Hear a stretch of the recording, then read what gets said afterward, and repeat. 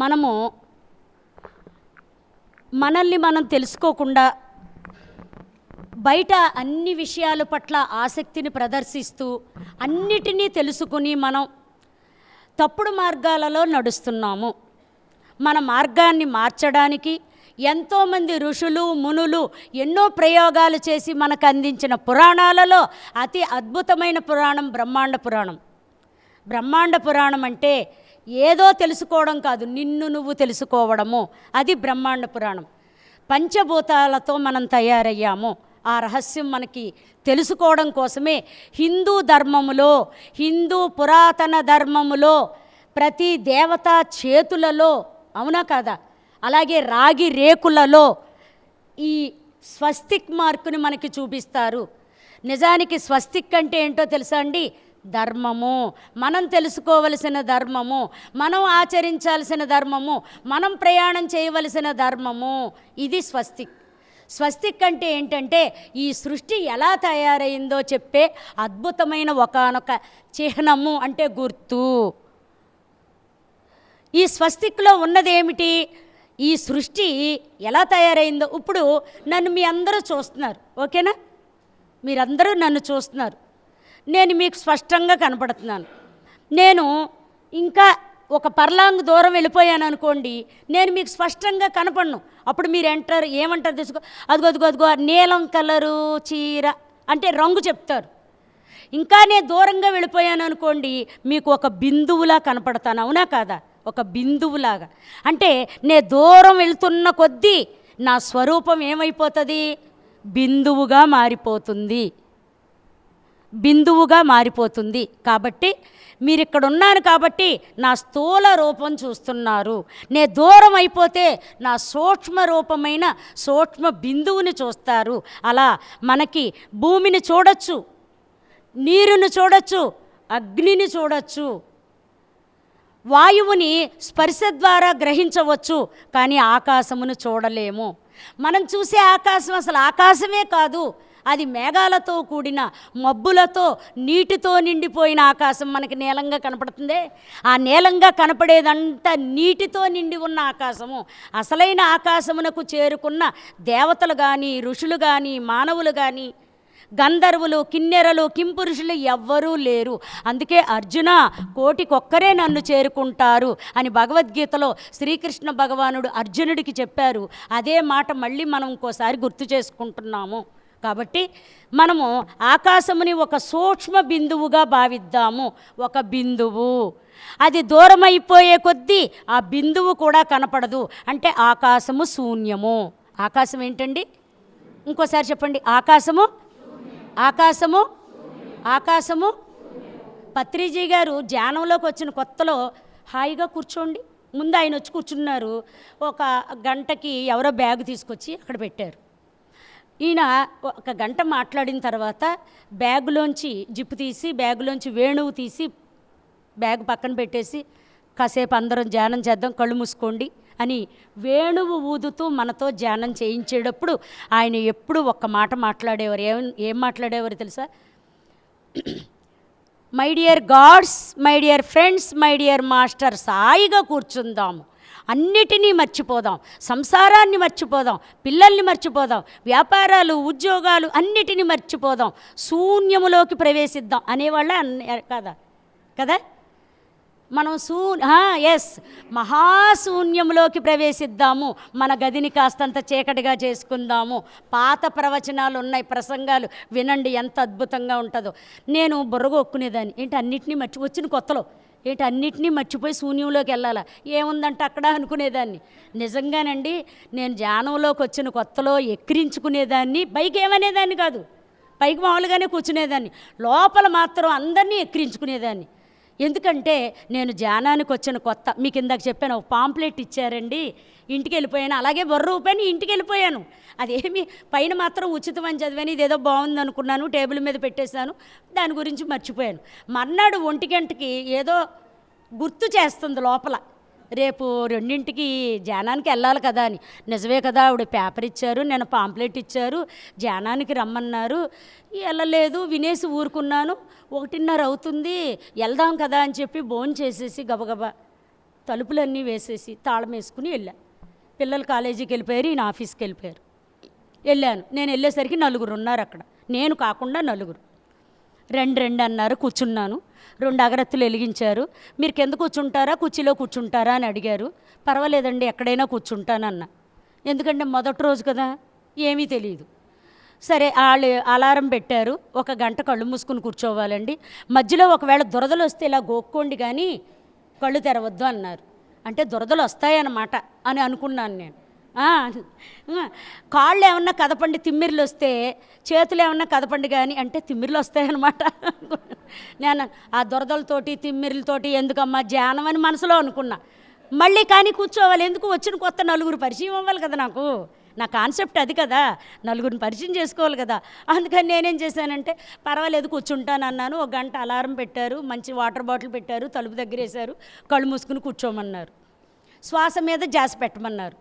అలాగేనండి అని కళ్ళు మూసుకుని కూర్చున్నాను. అడగలేదు పీల్చాలా వదలాలా అని అడగలేదు. తర్వాత అనుకున్నాను, అదేంటి ఏమి అడగకుండా కళ్ళు మూసుకోమంటే అన్నాను. అవును, శ్వాస దాని అంతటదే లోపలికి వెళ్తూ బయటకు వస్తుంది, మళ్ళీ దాన్ని గమనించడం ఎందుకు, వీళ్ళకి పనిలేక లోపల అనుకుంటున్నాను అనమాట. వీళ్ళకి పనిలేక మళ్ళీ దాన్ని గమనించడము. అసలు ఎవరైనా సరే పనిమాల దాన్ని గమనిస్తారా? వీళ్ళకి అనవసరంగా వచ్చానేమో నేను ఇక్కడ, ఎరక్కపోయి వచ్చాను ఇరుక్కుపోయాను అని మనసులో అనుకున్నా. ఎందుకంటే పాటలు అంటే బాగా ఇష్టం అండి నాకు అని మనసులో అనుకుని అనవసరంగా వచ్చాను. సరేలే ఈరోజు ఇలా కానిచ్చేద్దాం అని చెప్పి నా పేరు అడగలేదు, నా ఊరు అడగలేదు, నాకు ఎంతమంది పిల్లలు ఏంటో ఏం అడగకుండా కళ్ళు మూసుకుని కూర్చోమన్నారు. అక్కడ ఏదో మ్యూజిక్ పెట్టేశారు, కళ్ళు మూసుకుని కూర్చోమన్నారు. నేనేదో 4 పరిచయం వద్దా, ఇది ఎక్కడ గొడవరా బాబా అని అయిష్టంగానే కళ్ళు మూసుకున్నాను. కళ్ళు మూసుకోగానే ఎందుకు వచ్చిన గొడవ దేవుడా, ఏమొచ్చిందో తెలుసా అండి? ఫస్ట్ కళ్ళు మూసుకుని శ్వాసను గమనిద్దాం అనుకుంటే ఏమొచ్చిందో తెలుసా ఆలోచన? తాళం సరిగ్గా వేసొచ్చానా రాలేదా. చూడండి, వచ్చేటప్పుడు ఫ్యాన్ ఆఫ్ చేసి వచ్చానా రాలేదా. ఏం ఆలోచనలండి బాబు ఎదవుకోవాలా. నేను అనుకున్నాను, అదేంటి ఇక్కడ కూర్చుంటే ఇలా కళ్ళు మూసుకుని కూర్చుంటే ఇవన్నీ వస్తున్నాయి ఏంటా అనుకున్నాను నేను. అంటే ఏంటి, వెనకాల నేను ఏదన్నా మర్చిపోయానేమో అని నాకు నేనే అనుకుంటున్నాను. ఆత్మ అంటే నేను, ఆ నేను లోపలున్నాను, విస్తరించి వ్యాపించిపోయి ఉన్నాను, నరాలలో ఉన్నాను, అణువణువులలో ఉన్నాను, నా చర్మంలో, రక్తంలో, రసంలో, మాంసంలో, అస్థిలో, శుక్లలో, మధ్యలో ఉన్నాను. నేనున్నాను, లోపలున్నాను, నేనే అనుకుంటున్నాను. ఏమని అదేసొచ్చానా లేదా పేన. అప్పుడు అనుకున్నాను, బాబోయ్ ఎన్ని 1 2 నేను 2 మీకు చెప్పాను, బోల్డన్ని ఆలోచనలు వస్తున్నాయి. అప్పుడు అనుకున్నాను, ఏంటి ఇన్ని ఆలోచనలు వస్తాయా కళ్ళు మూసుకుని. నా ఎదురుగా ఉన్నవాళ్ళు కూడా ఇలాగే ఉన్నారా, బాగా చేస్తున్నారా ధ్యానం చూద్దామని ఒక కన్ను తెరిచి ఇలా చూసి, పాప ఆవిడ చెప్పారు. ఏం చెప్పారు? కళ్ళు తెరవద్దండి అన్నారు. వాళ్ళు ఏదైతే చెప్పారో, ఏదైతే వద్దన్నారో అదే చేశా. ఓ కన్ను తెరిచి ఇలా చూశాను. వాళ్ళు 4 ఋషుల్లాగా మునుల్లా కూర్చున్నారు. నేను మళ్ళీ ఆ కన్ను మూసేసుకుని, నాకిదేం మాయ రోగం, కన్ను తెరవద్దని చెప్పింది ఆవిడ, అయినా తెరిచాను అని చెప్పి వాచి వంక చూసుకుందామని ఇలా అనుకున్నాను. ఒక్క కన్నే ఏది ఉపయోగమో అదే తెరుస్తున్నాను. మళ్ళీ అది ఎందుకంటే వాళ్ళు ఎవరైనా తెలిస్తే చుట్టుకుని మూసేయచ్చు కదా. ఎన్ని ప్లాన్లు అనమాట. అయితే వాచి ఇలా చూస్తుంటే కనపడతలేదు. ఏది అక్కడ కొంచెం చీకటిగా ఉంటుంది కదా, కనపడదు. అందుకని ఇంకో కన్ను తెరిచి అక్కడన్నా అలారం ఉందేమో అని చూసుకున్నాను. నా అదృష్టం ఎదురుగా అలారం ఉంది. ఇప్పుడు ఎంత అయిందో సమయం తెలుసా అండి? సరిగ్గా 5-6 నిమిషాలు మధ్యలో ఉంది అది. నేను అనుకున్నాను, బాబోయ్ 5 నిమిషాలా, 5 నిమిషాలు ఇంత కష్టంగా ఉందా, ఇంకా 55 నిమిషాలు కూర్చోవాలా, నా కర్మ కాలిపోయి వచ్చాను అనుకుని ఏమనుకున్నాను తెలుసా? రేపటి నుంచి అస్సలు రాకూడదు బాబోయ్, నా వల్ల కాదు ఇది. బాగా వయసు అయిపోయిన వాళ్ళు, లేకపోతే పని పాట లేనోళ్ళు, ఇక ఎవరన్నా చేసుకుంటారేమో అనుకుని మళ్ళీ కళ్ళు మూసుకుని కూర్చున్నా. 5 నిమిషాలు, ఇంకా 55 నిమిషాలు, ఇది ఎక్కడ గొడవరా అని కళ్ళు మూసి కట్టెళ్ళన్నీ చూసి మళ్ళీ కన్ను తెరిచి మూసేసి మళ్ళీ కన్ను తెరిచి, ఆవిడెవరో లావుగా ఉంది, ఆవిడెవరో సన్నగా ఉంది, వాళ్ళను కూడా. ఎందుకంటే ఎంత తలుపులు వేసినా సరే మొదటి గది అవ్వడం వల్ల, అందులోనూ మొదటి మెస్ గది అవ్వడం వల్ల ఆ కట్టెలు వేసినా ఇంకా వెలుగుంది. అలా చూస్తుంటే టైం ఎలా ఉందో తెలుసండి. నేను అంత టైం ఎప్పుడూ కూడా అంత అసహనంగా కూర్చోలేదు. ఏంటో అసహనం. మధ్యలో లేచి వెళ్ళిపోదాం అనుకున్నాను. తర్వాత ఒక ఆలోచన వచ్చింది, కొత్తగా వచ్చాను, వీళ్ళ ఇంట్లో ఏదైనా పోతే రేపు పొద్దున్న నేను తీసుకెళ్ళిపోయాను అనుకుంటారు, ఆవిడ వచ్చింది కదా ఆ రోజు ధ్యానానికి, ఆవిడ ఏమైనా తీసుకెళ్ళిపోయింది అనుకుంటారని చచ్చినట్టు గంట కూర్చోవాలి. అలా కూర్చున్నా, మళ్ళీ ఏ దొంగతనం వంట కడతారో అని అలా కూర్చున్నా. ఎందుకంటే అప్పుడు ఆలోచనలు, అప్పుడు బుద్ధి, అప్పుడు జ్ఞానము, పరిపక్వ స్థితిలోకి లేని ఆలోచనలు అలా ఉంటాయన్నమాట. పరిపక్వం లేదు, అలాంటి ఆలోచనలు. అలా కూర్చుంటే అలారం మోగింది. అలారం మోగుతూ నేను విని ఒక్కసారే ఈ కనీసం ఇప్పుడైనా నటిద్దామని కూర్చున్నా. ఆ ఎదురుగా ఆవిడ నెమ్మదిగా 2 చేతులు విడదీసి 2 కళ్ళ మీద బోర్లించండి, చప్పట్లు కొట్టండి. ఎంత బాగానో. నేను అసలు ఎప్పుడు కన్ను తెరవని దానిలాగా పెద్ద బిల్డప్ ఇచ్చేసి అక్కడ నటించేసి 2 కళ్ళు నెమ్మదిగా అలా తెరిచి చప్పట్లు కొడుతున్నాను. ఫస్ట్ టైము ఎంత నటించేశానో. సావిత్రి, నటశేఖర్ ఇది వాళ్ళు కూడా పనికిరారు, అలా నటిస్తే ఆవిడ నా ఎదురుగుండా ఉన్న ఆవిడని అడుగుతుంది, ఏమని, మీకు ఎలా ఉందండి అని అడుగుతుంది. ఆవిడ నాకు 2 కనుబొమ్మల మధ్యలోనూ ఒక తెల్లటి కాంతి ఇలా జంతికిలా తిరిగిందండి అంటుంది. నేను ఆవిడ అంక తిరిగి, జంతిక? నాకు ఇక్కడ చెగోడీలు కూడా రాలేదు, ఆవిడికి జంతికలు వచ్చినాయి అంట. ఇది ఎక్కడ గొడవరా బాబు, తెల్లని కాంతి తిరగడం ఏంటి? నేను అనుకున్నాను వాళ్ళు పడుకుని నిద్రపోయి వాళ్ళకి ఏమనిపించిందో చెప్పేస్తున్నారేమో అనుకున్నా. ఇంకో ఆవిడంది, నా ఒళ్ళంతా బరువు ఎక్కిపోయిపోయిందండి అని. నేను ఇక్కడి నుంచి వెళ్ళిపోతే బాగుంటుంది, ఈ బరువులు ఇవన్నీ నా మనసులో అనుకుంటున్నాను. ఆ ఏలొచ్చి నా ముందు వచ్చి, మీకు ఎలా ఉందండి అని అడిగారు నన్ను. నేనేం చెప్పుంటాను? ఒక్కళ్ళు చెప్పండి, నేనేం చెప్పుంటాను?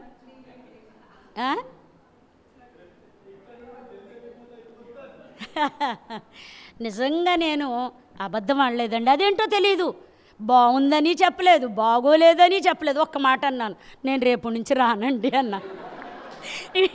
మీకు ఎలా ఉందండి అని అడిగితే బాగుందో బాగాలేదో చెప్పాలి, కానీ నేను రేపు నుంచి రానండి అన్నాను. ఏ అందావిడ అంటే, నాకు చాలా కష్టంగా ఉందండి 1 గంట సేపు కూర్చోవడము, నేను ఇంటి దగ్గర ప్రాక్టీస్ చేసుకుంటానండి, ఇక్కడికి రానన్నా. అంటే అప్పుడు ఆవిడ నవ్వి, మీ పేరేంటి అని అడిగారు. శ్రీదేవి అండి అన్న. అడిగిన ఆవిడ పేరు నీలిమ. మీ పేరేంటండి? శ్రీదేవి అండి అన్న. శ్రీదేవి గారు, ఒక్క మాట చెప్తాను, మీరు పుట్టగానే నడిచేశారా అని అడిగింది ఆవిడ. ఏమడిగింది? మళ్ళీ చెప్పండి. పుట్టగానే నడిచినోడు చెయ్యెత్తండి. నేను నడవలేదా? ఎవ్వరూ నడవలేదా కదా? మనం నడవడానికి ఎంత టైం పడుతుంది?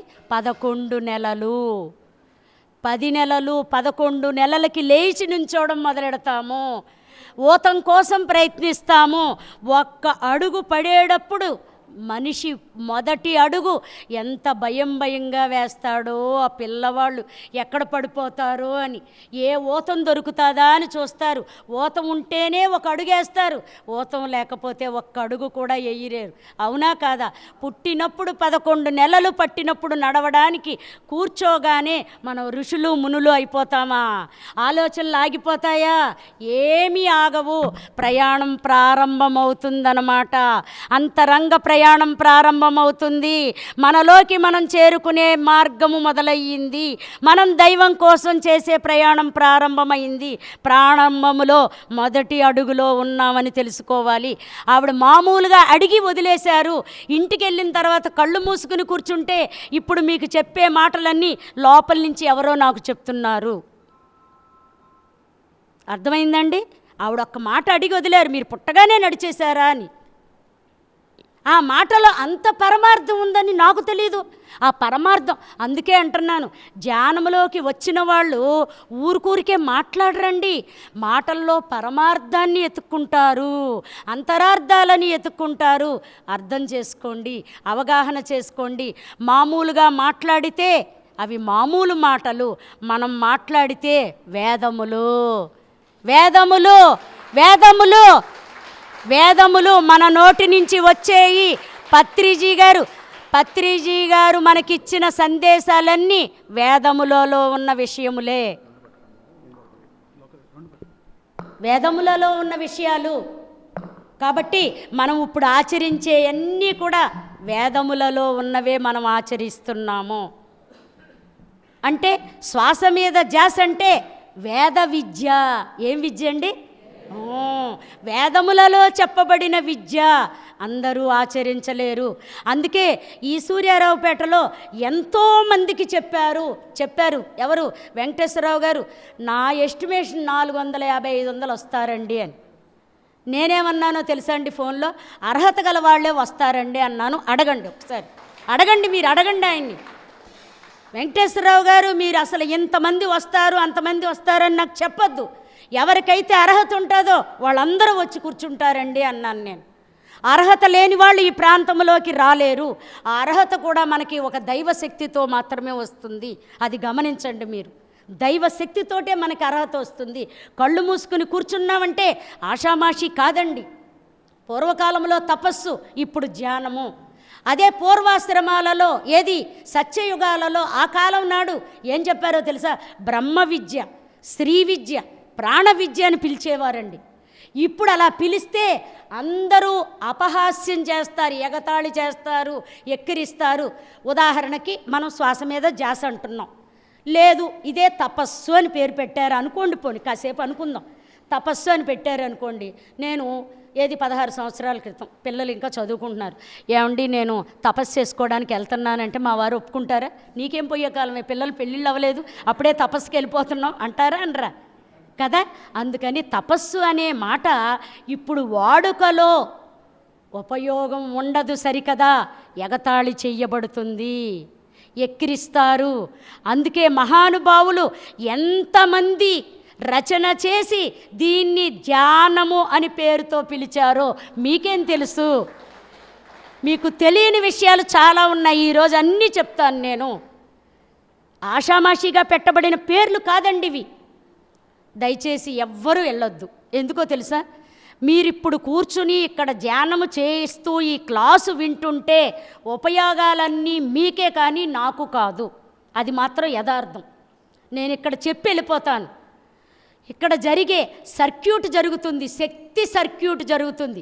ఎలా జరుగుతుందో తెలుసా? మీకు బాగా అర్థం కావాలంటే, మీరు ఒక పరీక్ష రాయడానికి వెళ్తున్నారండి, లేదా ఒక ఆటల పోటీకి వెళ్తున్నారు, పాటల పోటీకో లేదో దేనికో ఒక పోటీ పరీక్షలకో దేనికో వెళ్తున్నారు. మన ఇంట్లో పెద్దోళ్ళు ఏమంటారో తెలుసా? తాతయ్యకి దండం పెట్టెళ్ళు అంటారా అనరా? మా అమ్మకి దండం పెట్టెళ్ళు, అమ్మమ్మకి దండం పెట్టెళ్ళు పరీక్ష రాయడానికి వెళ్తున్నావు. ఇప్పుడు పెట్టమని అడిగేవాళ్ళు, చెప్పేవాళ్ళు లేరు, పెట్టేవాళ్ళు లేరు.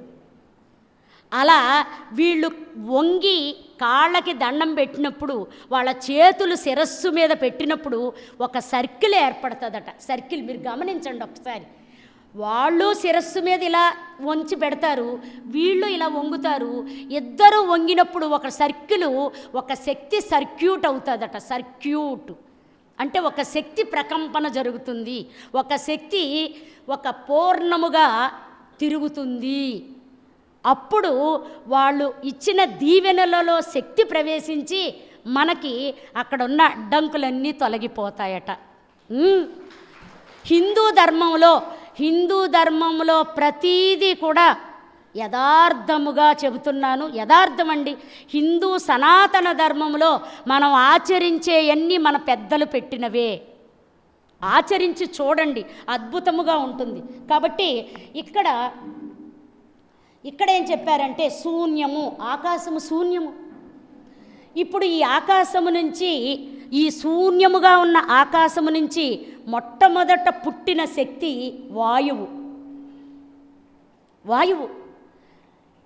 ఈ వాయువు ప్రవేశంతో ఇక్కడ అగ్ని పుట్టింది. వాయువు నుంచి అగ్ని పుట్టింది. అగ్ని పుట్టగానే ఆ అగ్ని ఘనీభవించి నీరుగా రూపాంతరం చెందింది. ఈ నీరు ఎప్పుడైతే నీరు పుట్టిందో నీరు నుంచి భూమి పుట్టింది. ఇలా ఆకాశము, వాయువు, అగ్ని, నీరు, భూమి అనే పంచభూతాలు మొట్టమొదట పుట్టినయి. ఎక్కడి నుంచి? ఆకాశము తయారవుతూనే వెంటనే. అంటే వీళ్ళెవరు? కవలపిల్లలు. కవలపిల్లలు ఎలా పుడతారండి? ఒకళ్ళు పుట్టిన 2 గంటల తర్వాత ఇంకొకళ్ళు పుడతారా? పుట్టరుగా. సెకండ్లే తేడా ఉంటాయి వాళ్ళకి వీళ్ళకి. ముందు పుట్టిన వాళ్ళేమో అన్నయ్య అంటారు, అందుకే వాళ్ళకు మార్క్ వేస్తారు డాక్టర్లు, మళ్ళీ ఎక్కడ మారిపోతారు అని. బయట వాళ్ళకి చెప్పాలి, లేకపోతే గొడవలు అయిపోతాయి. ఇద్దరు కవల పిల్లలు పుడితే ఎవరు ముందు పుట్టారో ఫస్ట్ చూసేది డాక్టర్లు కాబట్టి వాళ్ళకు పెన్నుతో ఇలా గుర్తేస్తారు, లేదా ఓ స్టిక్కర్ అంటిస్తారు, వీడు ఫస్ట్ పుట్టాడండి, వీడు రెండోసారి పుట్టాడని. ఇంత తేడా, ఇన్ని సెకండ్లో తేడా పుట్టిన వాడిని అన్నయ్య అనేస్తున్నారు. పాపం అదే సమయంలో కొంచెం వెనక్కున్నాడు రావడానికి, ఆ కొంచెం వెనక్కున్నాడు వచ్చేసరికి తమ్ముడు అయిపోతున్నాడు, అన్నదమ్ములు అయిపోతున్నారు. కానీ పంచభూతాలు అలా కాదు, ఒకే ఒక్క క్షణములో ఉత్పత్తి జరిగిన మహా అద్భుతమైన ప్రాణశక్తి స్వరూపాలు, దైవశక్తి స్వరూపాలు. ఈ భూమి మీద దేవతలను సృష్టించిన వాళ్ళు అంటే ఈ సృష్టిలో మొట్టమొదటి దైవ స్వరూపాలు. కానీ మనమేం చేస్తున్నాము, ఇవి దైవాలని తెలుసుకోకుండా ఈ మధ్యలో వచ్చిన దైవాలను పట్టుకుని ఏలాడుతున్నాం. అర్థమైందా మీకు? కాబట్టి లలిత రహస్య సహస్రనామములలో ఈ రహస్యాలన్నీ చెప్పేశారు. ఇక్కడ 4 వరకు 182.5 శ్లోకాలు చెప్పడం అసాధ్యం కాబట్టి కోడ్ భాషలో ఉన్న ఆ లలితా సహస్రనామాలన్నీ డీకోడ్ భాషలో చెబుతూ సామాన్యమైన మాటలతో చెప్తూ అసలు విషయం ఇదండి అని చెప్తున్నాను. ఇలా పంచభూతాలను ఆ తల్లి కని స్వస్తిక అందట. సంకల్పము, స్వస్తిక అంటే సంకల్పము, అంటే ఇంకా చాలు, స్వస్తిక ఇక చాలు అని. అప్పుడు అంటే చూడండి, ఇవి ఉత్పత్తి జరిగేటప్పుడు ఇవి పుట్టినప్పుడు ఒక శబ్దం వచ్చిందట. ఇప్పుడు తల్లి ప్రసవించే ముందు అరుస్తుందా అరవదా? నొప్పులు పడుతుందా పడదా అండి? బాధపడుతుందా పడదా? కదా. మానవులు కాబట్టి ప్రసవ సమయాల్లో బాధలు పడతారు. దైవము ఇవి ప్రసవించినప్పుడు ఒకే ఒక శబ్దం వచ్చిందట. ఆ శబ్దమే ఓంకారము. ఏంటండి? ఓంకారము. ఒకసారి నాతో పాటు అందరూ చెప్పరా? ఓ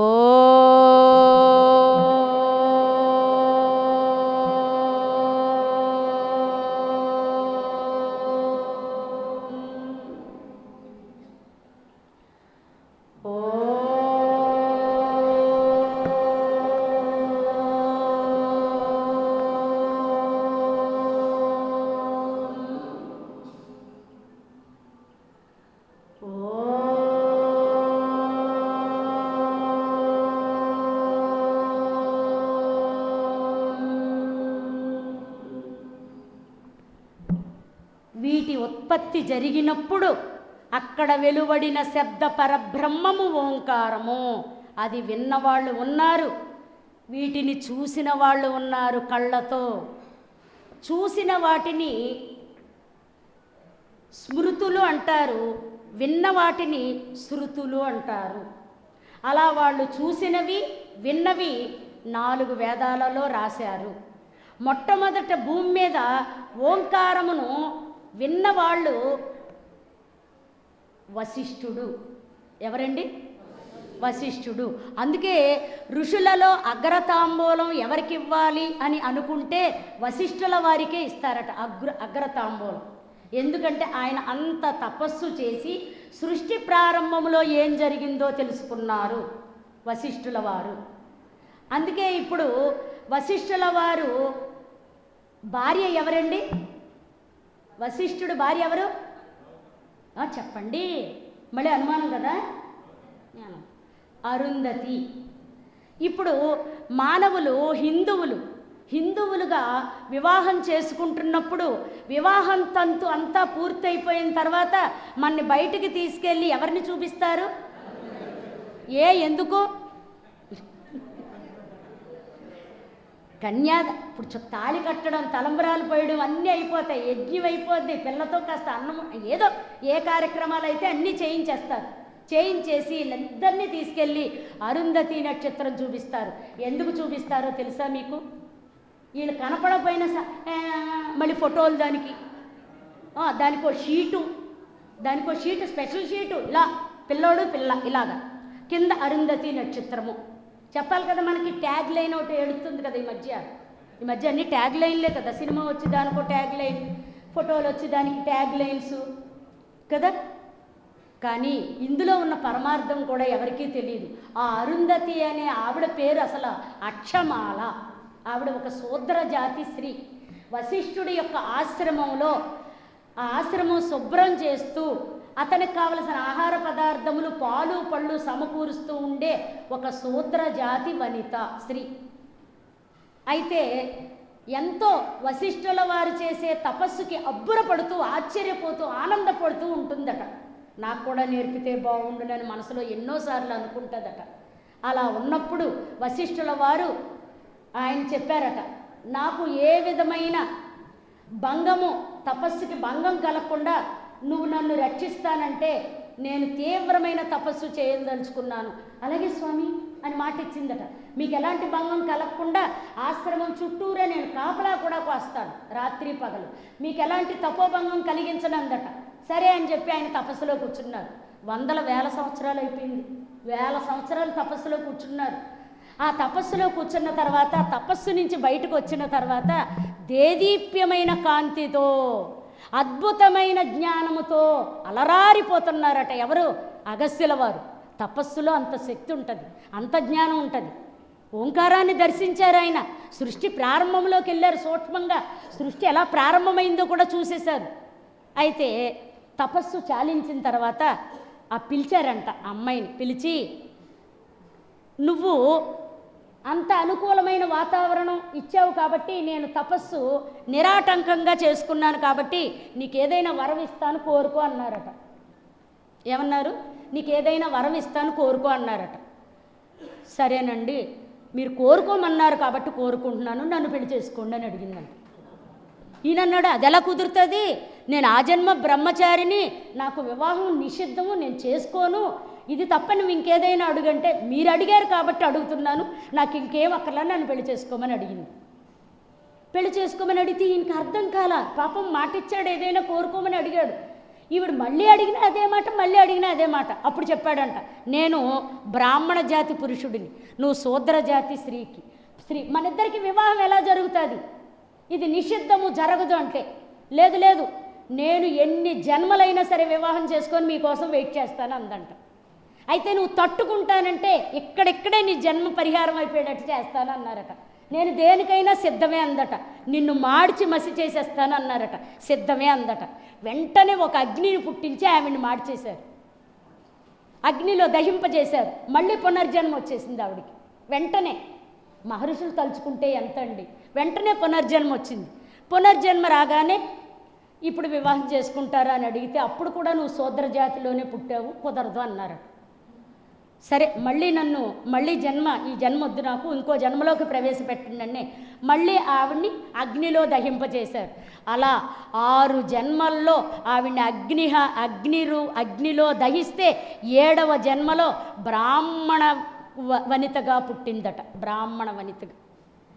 అప్పుడు ఆవిడ అడిగిందట, ఇప్పుడు నేను బ్రాహ్మణ జాతి వనితగా పుట్టాను కాబట్టి ఇప్పుడు చేసుకుంటారా అని అడిగిందట. లేదు, చేసుకోను అన్నాడట. ఇదేంటండి, మీరే అన్నారు కదా శూద్ర జాతిలో పుట్టావు, నువ్వు బ్రాహ్మణ జాతిలో పుట్టు, అది ఇది అన్నారు కదా, ఇప్పుడు పుట్టాను కదా వద్దంటారు ఏంటంటే, నువ్వు నా పక్కన కూర్చునే అర్హత నీకు ఎలా ఉంటుంది? నా పక్కన కూర్చోవాలంటే అర్హత ఉండాలి, కాబట్టి నువ్వు తపస్సు చేయని అడిగారట. నేర్పమని అడిగింది ఆవిడ. చేసే విధానం చెప్పారు, చేయించారు. తపస్సు చేసి వశిష్ఠుడితో సమానమైన శక్తిని పొందిందంట. అంత తపస్సు చేసింది ఆవిడ. ఆ అర్హత సంపాదించుకుందట. అలా సంపాదించుకుని ఆవిడ ఆయన్ని కోరుకుంది కాబట్టి ఈ పెళ్ళైన పిల్లలిద్దరికీ చూపిస్తే వాళ్ళిద్దరినీ 7 జన్మలు కలిసిమెలిసి ఉంటారని, అంతేగాని కొట్టుకు చస్తారు అని కాదు. అది ఒక కారణం. ఇంకో కారణం ఏంటో తెలుసా అండి? అంత తపస్సు చేసిన తర్వాత ఈయన ఆవిడ్ని ప్రశ్నించదలుచుకున్నాడు. కరెక్ట్గా ఈవిడకింత శక్తి ఉందా లేదా అని ప్రశ్నించదలుచుకుని, నేను పని మీద వెళ్తున్నాను, వచ్చే వరకు ఆశ్రమాన్ని జాగ్రత్తగా చూసుకుని, ఇక్కడ చాలామంది వేదాలు నేర్చుకోవడానికి వచ్చారు కాబట్టి నీకు తెలిసిన వేదాలు వాళ్ళకు బోధించు అని చెప్తే అలాగే అండి అందంట. ఎందుకు, ఎక్కడికి వెళ్తున్నారు, ఎప్పుడు వస్తున్నారు, ఏమీ అడగలేదు. అలా అడిగేవాళ్ళు కాదు, ఇప్పుడే అడుగుతారు అన్నీను.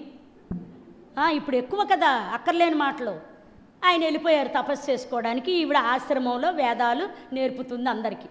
ఈ రహస్యం తెలుసుకున్న శివుడు బ్రాహ్మణ రూపంలో 12 సంవత్సరాల యువకుడిగా ఈవిడ్ని అర్హత ఉందో లేదో ప్రశ్నిద్దామని చెప్పి పరీక్షిద్దామని చెప్పి వచ్చారు. వచ్చి అమ్మ నాకు వేదాలు నేర్పమ్మా, గురువుగారు లేరా అని అడిగారట. ఏదో కావాలని, అన్నీ తెలుసు వేషాలు. గురువుగారు లేరు అంటే, లేరు నాయన, నువ్వు ఎందుకు వచ్చావంటే, నేను కూడా వేద విద్య కోసం వచ్చాను, వేదాలు నేర్చుకోవాలని. అంటే, నాకు తెలిసినవి అన్నీ నేర్పుతాను, మా వారు వచ్చిన తర్వాత ఇంకా కొంత నేర్పుతారు, రా నాయన అని చెప్పి శివుడిని కూడా వీళ్ళ మధ్యలో కూర్చోబెట్టుకుని వేదాలు నేర్పింది ఆ తల్లి. అంటే శివుడికి రాదాని కాదు, పరీక్ష. దేవతల పరీక్షలు అలా ఉంటాయి. దేవతల పరీక్షలు ఎలా ఉంటాయో తెలుసా? మన మధ్యలోనే మన పక్కకే వచ్చి కూర్చుంటారు, మానవ రూపాల్లో మనకు కనిపించరు. దేవతల పరీక్షలు మనకి. మనమేమనుకుంటాం, ఎప్పుడు చూసే సుజాతే కదా, ఎప్పుడు చూసే శ్రీదేవే కదా అనుకుంటాం.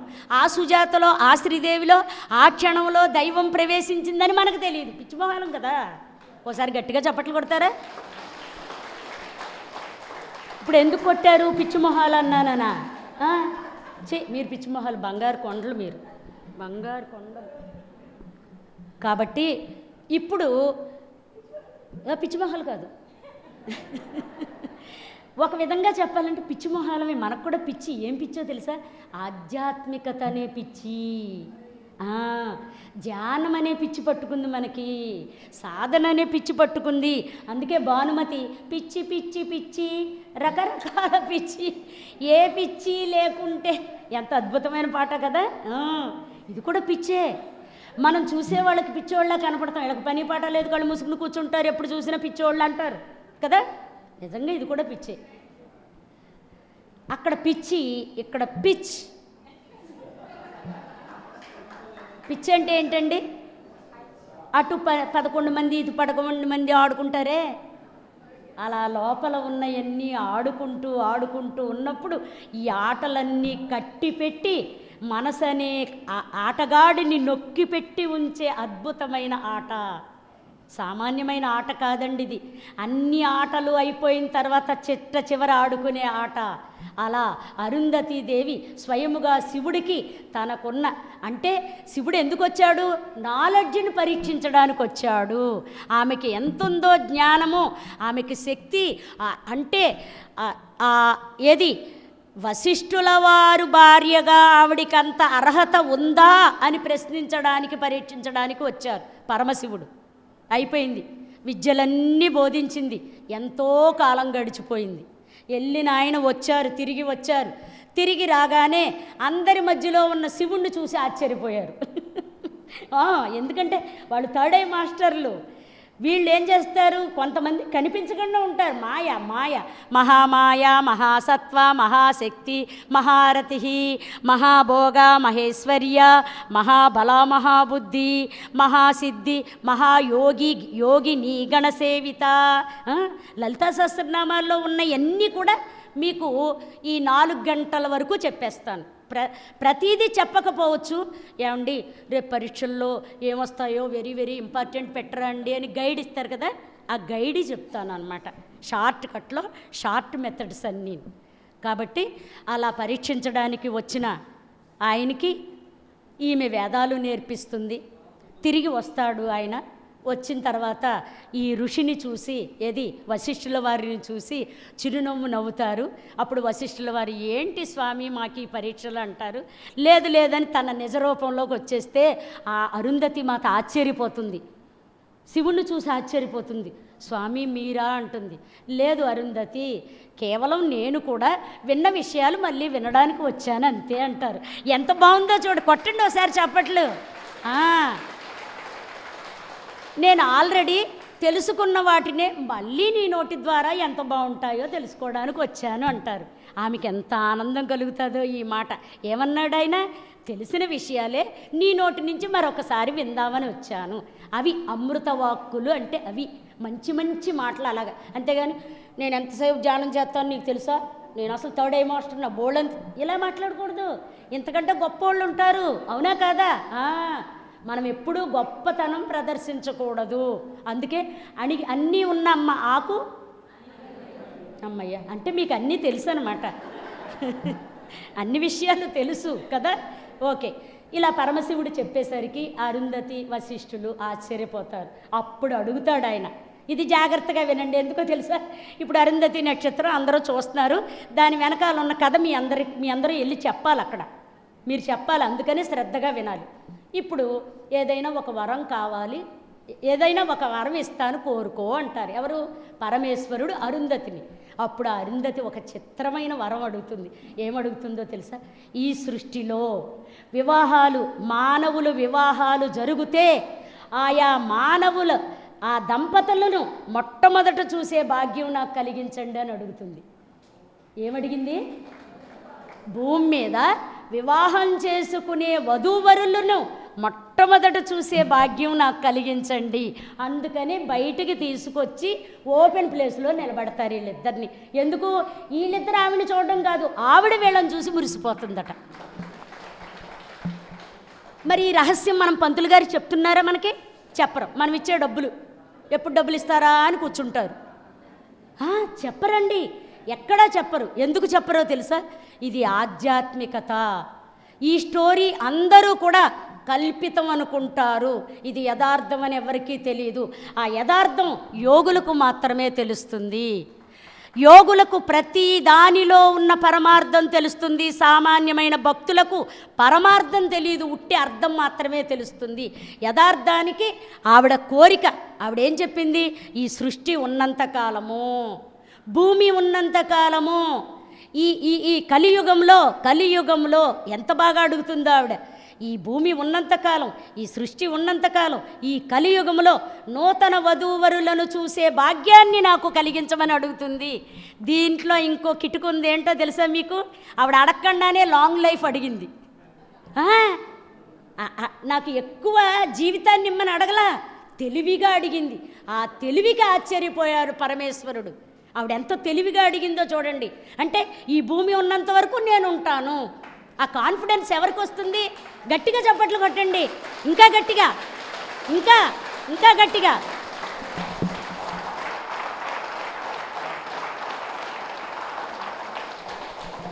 థ్యాంక్ యూ, ధన్యవాదాలు. ఇప్పుడు మన మధ్యలో ఆస్ట్రల్గా వచ్చేసారు అరుంధతి వశిష్ఠులు. అందుకే ఎక్కడికి వెళ్ళకండి భోజనం అయ్యాక అని చెప్తున్నా. మనం ఎవరి గురించి అయితే చెప్పుకుంటామో వాళ్ళు వచ్చి మన మధ్యలో ఆసీనులై వింటారు, విని మురిసిపోతూ ఉంటారు.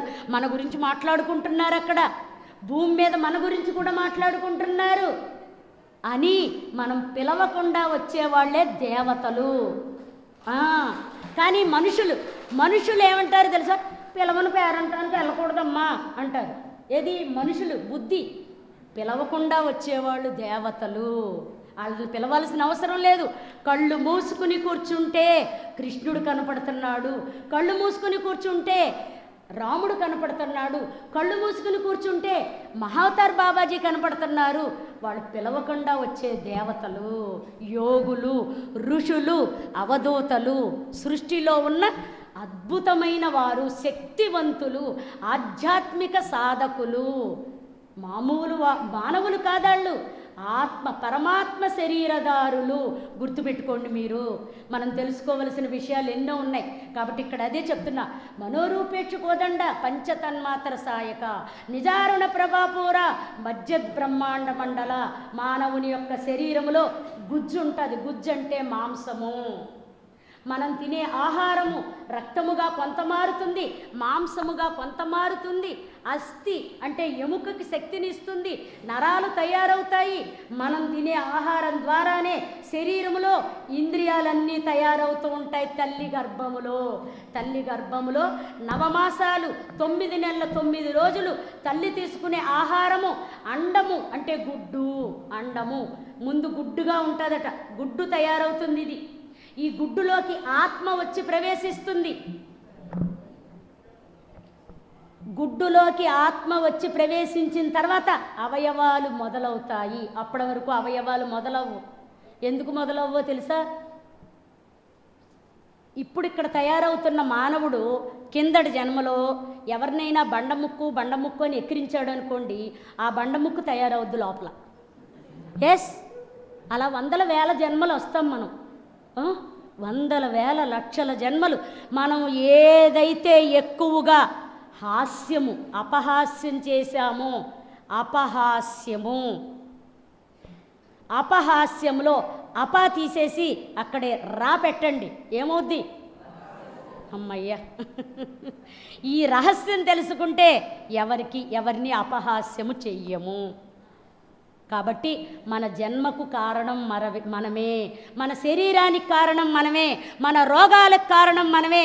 మనకి షుగర్ వచ్చింది మనం చేసుకున్నది. థైరాయిడ్, మైగ్రెయిన్, అలాగే క్యాన్సరు, ఈ రకరకాల రోగాలకు కారణం మనమే. ఇంకో విషయం తెలుసా? రోగాలు ఎందుకు వస్తాయో తెలుసా? మన ఆలోచనల వల్లే మనకి రోగాలు వస్తాయి. మొదట రోగము ఆలోచనగా ప్రారంభమవుతుందట. మనోరూపేక్షు కోదండ. ఈ ఆలోచన పంచభూతాలు గ్రహించి ఈ ఆలోచనకి తగ్గ శరీరము, ఈ ఆలోచనకి తగ్గ అవయవాలు, ఈ ఆలోచనకి తగ్గ రక్తము, ఈ గుండె 20 ఏళ్ళు ఆడాలా 60 ఏళ్ళు ఆడాలా అని నిర్ణయిస్తే దేవాది దేవతలు పంచభూతాలు. ఒకసారి గట్టిగా చప్పట్లు కొట్టండి, ఇంకా గట్టిగా. అంటే ఇప్పుడు మనతో పూజలు అందుకుంటున్న దేవతలెవ్వరూ మన శరీరానికి కర్త, కర్మ, క్రియ కారణము కారు. మన శరీరానికి కర్తలు, క్రియ, కర్మకు కారణము అన్నీ కూడా పంచభూతాలే. ఇది నిజము. నిజారుణ ప్రభాపూర, నిజమిది, సత్యం. మధ్య బ్రహ్మాండ మండల. ఇది సృష్టిలో ఎప్పటి నుంచో జరుగుతుంది. బ్రహ్మాండము సృష్టించబడిన నాటి నుంచి అసలు బ్రహ్మాండములో మొట్టమొదట సృష్టికర్తలు వీళ్ళు. అందుకే మీకు ఈరోజు 5 మహావాక్యాలు చెప్తాను. 5 కాదు, 9 వాక్యాలు. ప్రతిరోజు మీరు ఉదయం లేచేటప్పుడు లేకపోతే రాత్రి పడుకోపోయే ముందో మీరు ఇది అనేసి పడుకోండి. ఆ అనేటప్పుడు ఏదో పని అయిపోద్ది కదా అని అనేయకండి. ప్రశాంతమైన మనసుతో, ప్రేమతో అనాలి. ఆ శక్తి అనంతముగా వ్యాపించి విస్తరిస్తుంది. నాతో పాటు మీరు కూడా ఈ 9 మహావాక్యాలు చెప్పండి. భూమి మంగళం, నీరు మంగళం, అగ్ని మంగళం, వాయుమంగళం, గగనమంగళం, గగనమంగళం, ఆత్మమంగళం, పరమాత్మమంగళం, సర్వమంగళం, సమస్తమంగళం. సమస్తము అంటే జీవులే కాదు, అన్నీ కూడా మంగళము. కాబట్టి ఒక్కసారి బంగారు తల్లి మీరు ఒకసారి రండమ్మా, ఒకసారి పైకి రండి.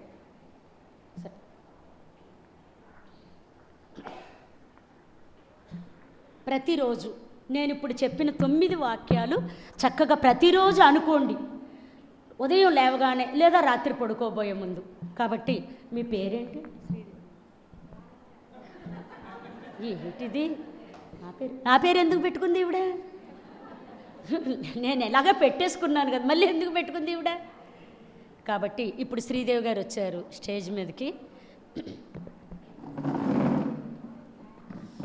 ఎప్పటి నుంచి ధ్యానం చేస్తున్నారు? 2012 సీనియర్ మాస్టర్. ఓకే.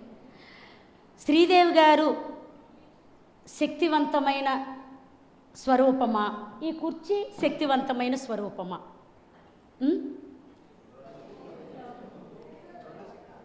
ఏంటండి? శ్రీదేవి గారి దగ్గర శక్తి ఎక్కువ ఉందా? కుర్చీ దగ్గర శక్తి ఎక్కువ ఉందా? శ్రీదేవి గారి దగ్గర శక్తి ఉందని, ఎక్కువగా ఉందన్న వాళ్ళ చేతులు ఎత్తండి. ఏంటి మీరంటే చాలామందికి ఇష్టం ఉండదా? ఓకే, దించేయండి. ఇప్పుడు కుర్చీకే శక్తి ఎక్కువ అన్న వాళ్ళ చేతులు ఎత్తండి. అదేంటి? ఓకే, బాగుంది, చాలా బాగుంది. ఇప్పుడు చాలామంది శ్రీదేవి గారికి శక్తి ఉందనేసారు. కుర్చీ విషయం 4, 5 ఒక 10 మంది చెప్పారు కదా. నేను శ్రీదేవి గారు ఒళ్ళో కూర్చుంటాను. ఎంతసేపు కూర్చోబెట్టుకుంటారు నన్ను? 10 నిమిషాలేనా? ఏ బరువు అంట, నొప్పి వస్తుందా? మొయ్యలేరా కదా. మరి కుర్చీ 3 రోజులు కూర్చున్నా సరే లే అందం, 4 రోజులు కూర్చున్నా సరే నా కాళ్ళు నొప్పులు లేగు అందం, కుర్చీ అందం శ్రీదేవి గారు అంటారు. మనమేమనుకున్నాం, శ్రీదేవి గారు చాలా గ్రేట్ ఏమో, కుర్చీ గ్రేట్ కాదేమో అనుకుంటున్నాం కదా, అవునా కాదా? ఒకసారి హగ్ ఇవ్వరా.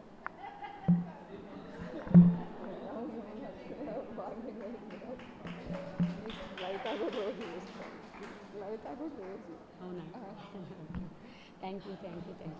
ఇప్పుడు ఈవిడ్ని పిలిచి ఇదే శక్తి ఎక్కువది, ఇది తక్కువ అని చెప్పడానికి పిలవలా. ఆవిడ్ని తక్కువ చేయడానికి, కుర్చీని ఎక్కువ చేయడానికి నేను పిలవలేదు. మీకు ఒక అద్భుతమైన రహస్యం చెబుదామని పిలిచాను. అదేంటంటే, చిచ్చక్తి చేతనారూప, జడశక్తి జడాత్మిక. చిచ్చక్తి చేతనారూప. చిచ్చక్తి అంటే కదిలే శక్తి, చిత్ అంటే కదిలేది, మనసుతో కదులుతూ ఉంటాం మనము. చిచ్చక్తి కదిలే శక్తి, చేతన చైతన్యముతో ఉన్న శక్తి. మనలో ఉన్న చైతన్యము కుర్చీలో ఉండదు, ఉంటుంది. ఎలా ఉంటుంది?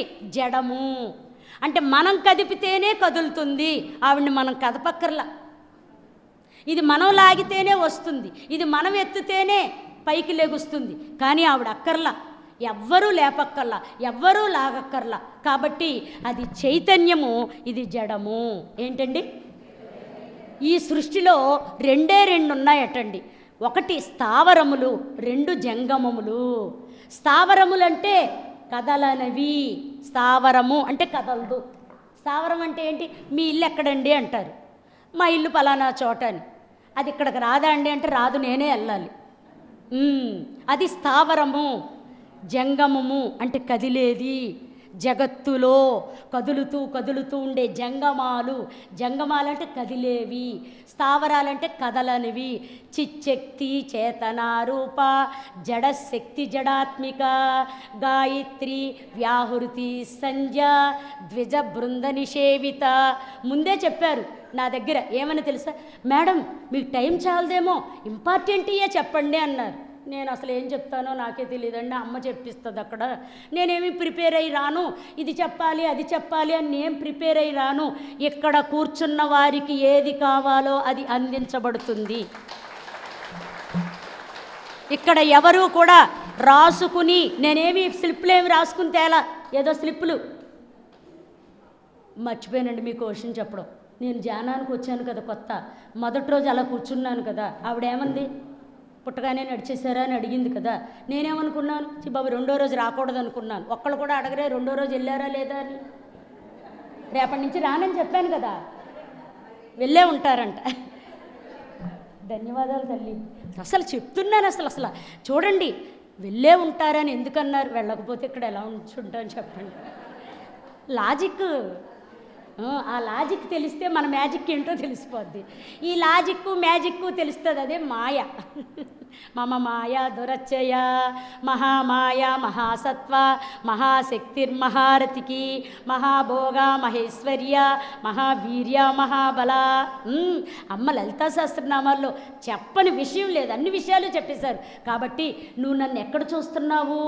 కొంతమంది నన్ను విగ్రహాల్లో చూస్తున్నారు, ఇంకొంతమంది నన్ను ఫోటోల్లో చూస్తున్నారు, ఇంకొంతమంది తమలో చూసుకుంటున్నారు. నేను వాళ్ళని అనుగ్రహిస్తాను, వీళ్ళని అనుగ్రహిస్తాను. కానీ నా అనుగ్రహానికి పాత్రులైన వారికి మళ్ళీ జన్మ ఉండదు. కాబట్టి ఇక్కడ ఏం చెప్తుందా తల్లి? అంటే అన్నిటిలోనూ నేనే ఉన్నాను, అంతటా ఉన్నాను. అసలు మొదట నేను ఎలా వచ్చానో తెలుసా ఈ సృష్టిలోకి?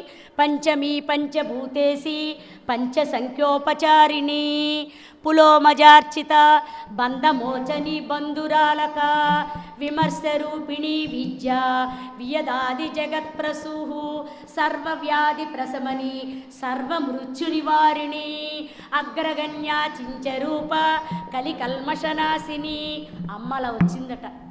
ఎలా వచ్చిందో తెలుసా? ఫస్ట్ 5 రూపాలలో భూమి మీదకి వచ్చిందట. అమ్మ ఫస్ట్ ఎలా ఉందో తెలుసా? మహాశూన్యము, నల్లటి నలుపు, కటిక చీకటి, దాన్నే భవజలది అంటారు. అలా ఉందట. అలా ఆ కటిక చీకటిని కూడా ఒక దేవతా స్వరూపంగా ఆరాధించారు. కాళీ అన్నారు. కాళీ ఫస్ట్ ఎలా ఉందంట అమ్మ? మహాశూన్యముగా ఉందట. ఆ మహాశూన్యముకి ఒక మహాసంకల్పం కలిగిందట.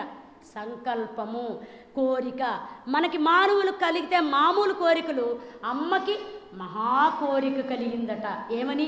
సృష్టి చెయ్యాలి అని. అలా సృష్టి చెయ్యాలనే తలంపు కలగ్గానే, ఆవిడికి ఆ కోరిక కలగ్గానే ఆ లోపల నుంచి సృష్టికి సంబంధించిన జ్ఞానం అంతా అంకురించిందట. అంకురించడం అంటే పుట్టడం. ఇప్పుడు పూరి కావాలనుకోండి, పూరి పిండి కావాలి మనకి. ఇడ్లీ కావాలనుకోండి, మినువులు. ఏమండి, మినువులతో పూరి చేయగలమా? మన వల్ల అవుతుందా?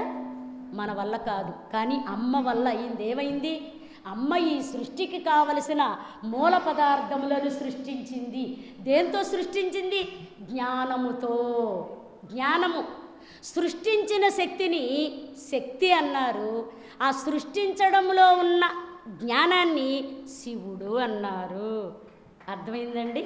అంటే ఏంటి? ఆ తల్లి ఎక్కడి నుంచి తీసుకుందట ఆ సృష్టిని, ఆ జ్ఞానాన్ని? తనలో నుంచే.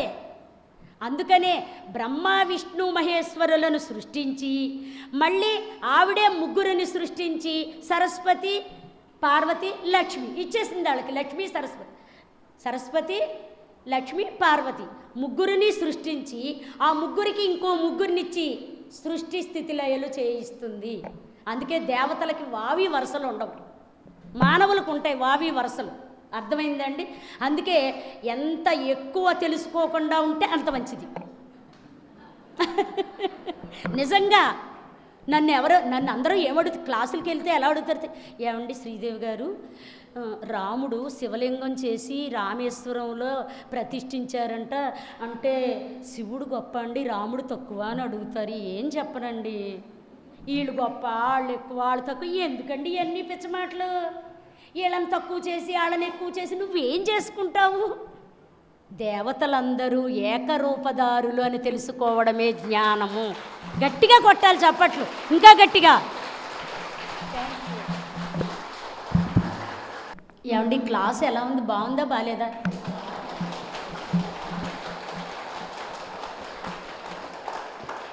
ధన్యవాదాలు. చాలా. ఎందుకంటే సృష్టి రహస్యాలు అందరూ తెలుసుకోలేరు, అందరికీ ఆ అవకాశం రాదు. కాబట్టి ఇందాకే చెప్పుకున్నాం. ఏది? అరుంధతి వశిష్ఠుల గురించి బయట ఎక్కడా చెప్పరండి. ఇక్కడ ఆధ్యాత్మిక జీవితంలో రహస్యాలంటే మరి అవే, రహస్యాలంటే అవే.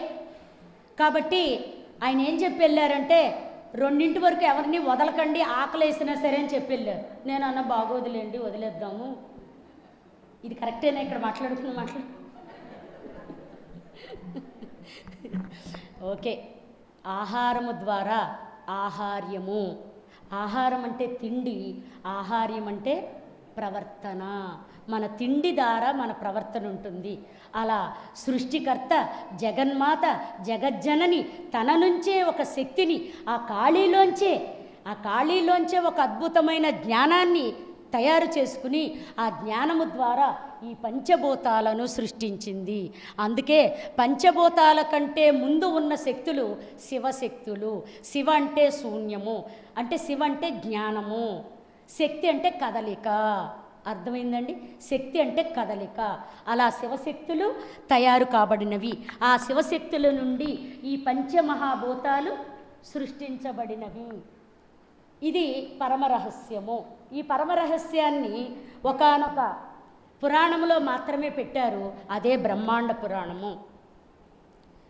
ఇలా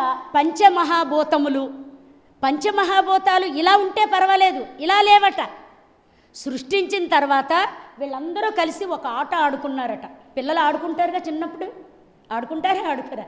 అలాగే వీళ్ళు ఒక అద్భుతమైన ఆట ఆడుకున్నారు. ఆ ఆట పేరే సృష్టి. ఏంటండి? సృష్టి అనే ఆట ఆడుకున్నారట. అంటే ఏంటి? వీళ్ళు ఈ 5 దేవతలు, శక్తులు. దేవతలు అంటే అసలు చాలా చిన్న మాట. దేవత అంటే చిన్న మాట. దేవతలు కాదు, మహాశక్తులు. అందుకే మీరేం చేస్తారో తెలుసా అండి, ధ్యానం అంటే కళ్ళు మూసుకుని కూర్చోవడం కాదండి, పంచభూతాలను ఆరాధించడము. ఎవరు కదలొద్దు, ఎవరు బయటికి వెళ్ళొద్దు. ఇంకా మనం బయటికి వెళ్ళే సమయం చాలా సమయం ఉంది. దయచేసి బయట ఉన్నవాళ్ళు కూడా లోపలికి వచ్చేసి కూర్చోండి, బయటికి వెళ్ళిన వాళ్ళు కూడా లోపలికి వచ్చేసి కూర్చోండి దయచేసి. ఏమనుకోద్ది ఇలా అంటున్నానని. ఎందుకో తెలుసా, ఇప్పుడు మనం విన్న విషయాలు కోట్లు జన్మలు ఎత్తిన ఎవరు చెప్పరు, వినలేము అంతే. అందుకని దేనికి ప్రాధాన్యత ఇవ్వకుండా కాస్త ఇక్కడే కూర్చోవడానికి ప్రయత్నిస్తే ఇంకొక అరగంటలో మనం వెళ్ళిపోతాం.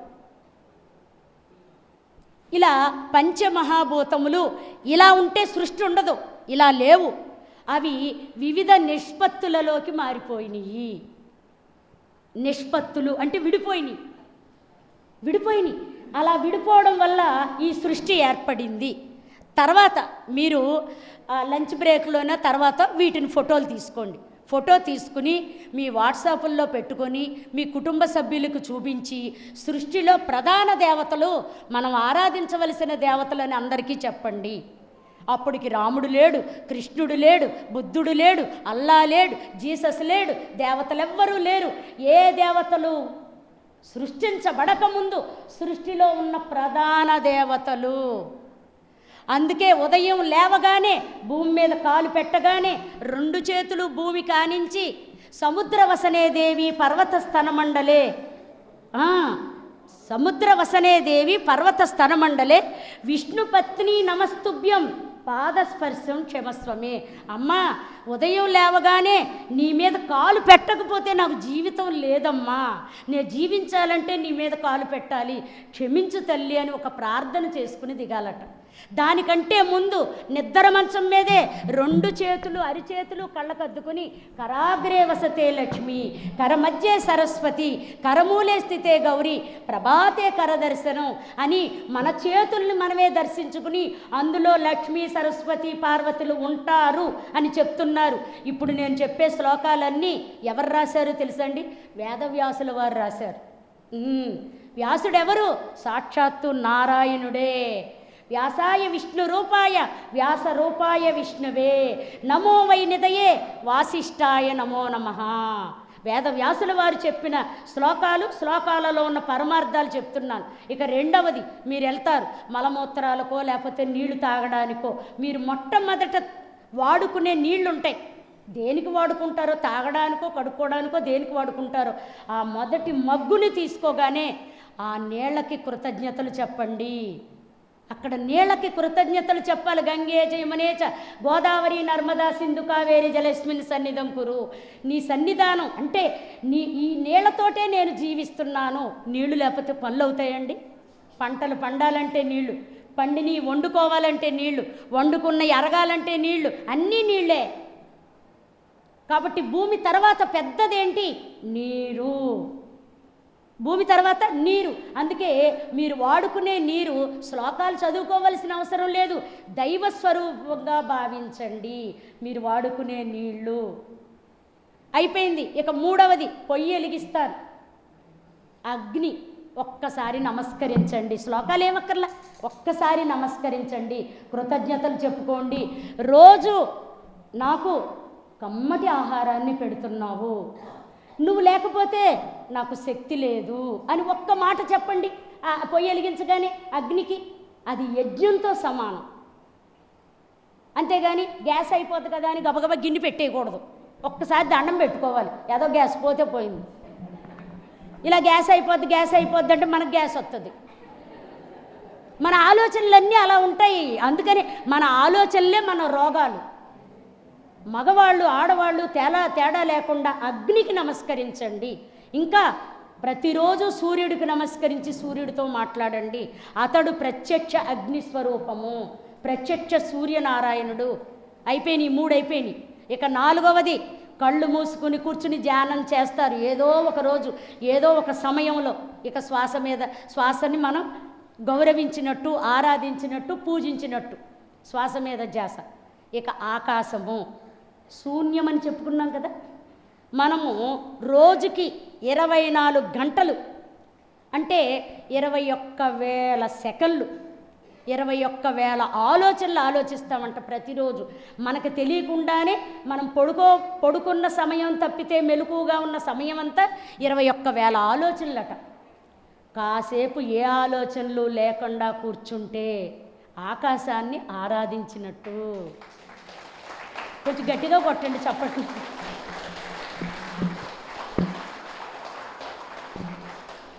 నాకు కొట్టాలనే ఉంది. 2 మైకులు ఇచ్చారు, కొట్టడం కుదరదు. ఒక మైక్ అయితే ఎలాగోలా చంకలో పెట్టుకుని కొట్టేదాన్ని, కుదరట్లా. అందుకని నా తరపున కూడా మీరే చప్పట్లు కొట్టాలి, ఓకేనా? ఇలా ప్రతిరోజు పంచభూతాలను ఆరాధించగలిగితే మనం పంచభూతాలని సేవించినట్టు. అప్పుడు మన జన్మ రహస్యాలన్నీ మనకు తెలియబడతాయి.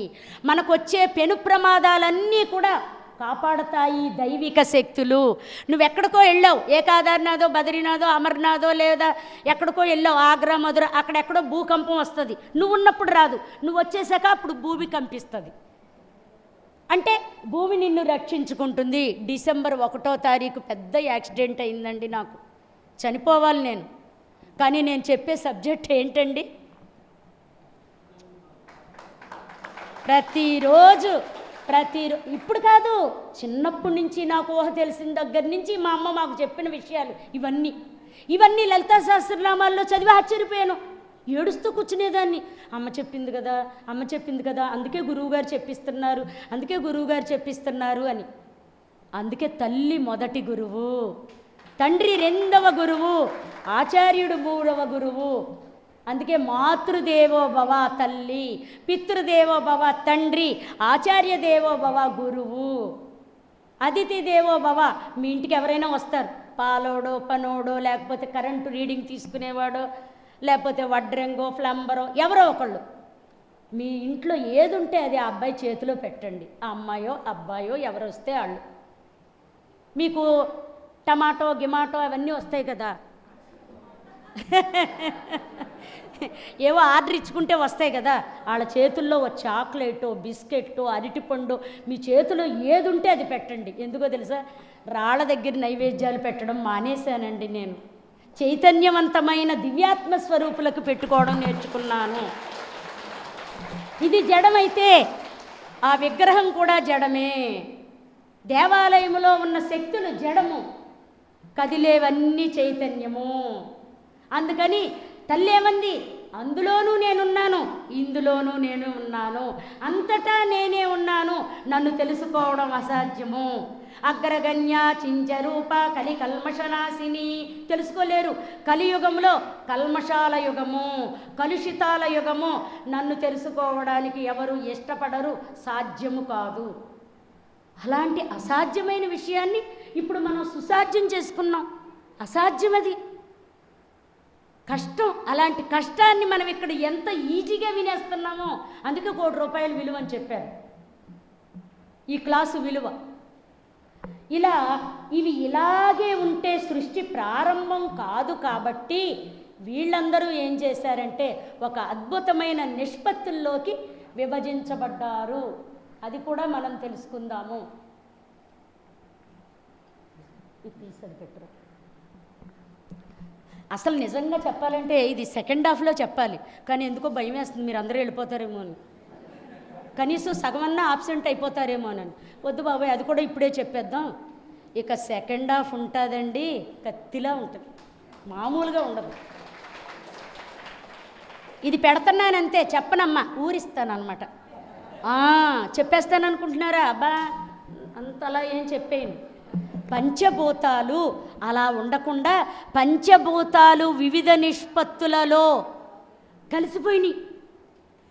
ఎలా కలిసిపోయినాయి అంటే ఆకాశము 5 భాగాలుగా విడిపోయింది, 5 ఖండాలుగా విడిపోయి ఒక ముక్క తన దగ్గర ఉంచుకుని మిగతా ముక్కలో వాయువు, అగ్ని, నీరు, భూమికి ఇచ్చేసింది ఆకాశము.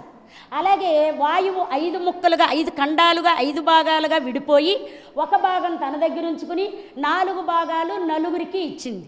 అగ్ని కూడా అంతే, నువ్విస్తే నేను తక్కువ అని చెప్పి ఒక భాగం తన దగ్గర ఉంచుకుని మిగతా భాగాలు నలుగురికి ఇచ్చింది. నీరు 5 భాగాలుగా విడిపోయి ఒక భాగం తన దగ్గర ఉంచుకుని నలుగురికి 4 భాగాలు. భూమి కూడా 5 భాగాలుగా విభజించబడి ఒక భాగం తన దగ్గర ఉంచుకుని మిగతా 4 భాగాలు నలుగురికి ఇచ్చేసింది.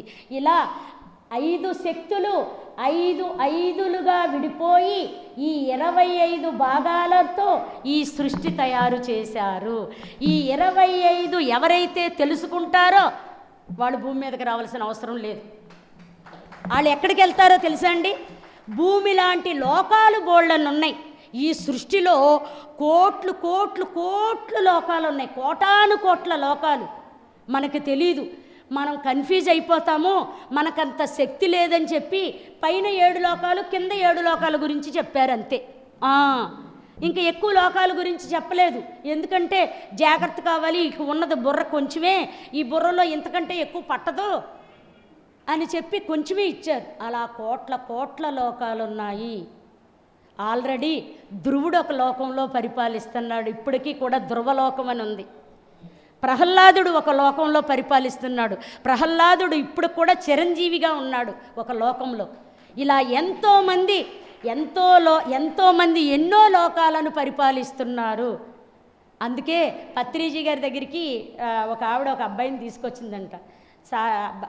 బాబు అన్నాడంట, సార్ బీటెక్ అయిపోయింది, ఎంఎస్ చేద్దాం అనుకుంటున్నాను, ఫారిన్ వెళ్ళి ఎంఎస్ చేయమంటారా, ఇక్కడే ఉండి ఎంటెక్ చేయమంటారా అని అడిగాడట.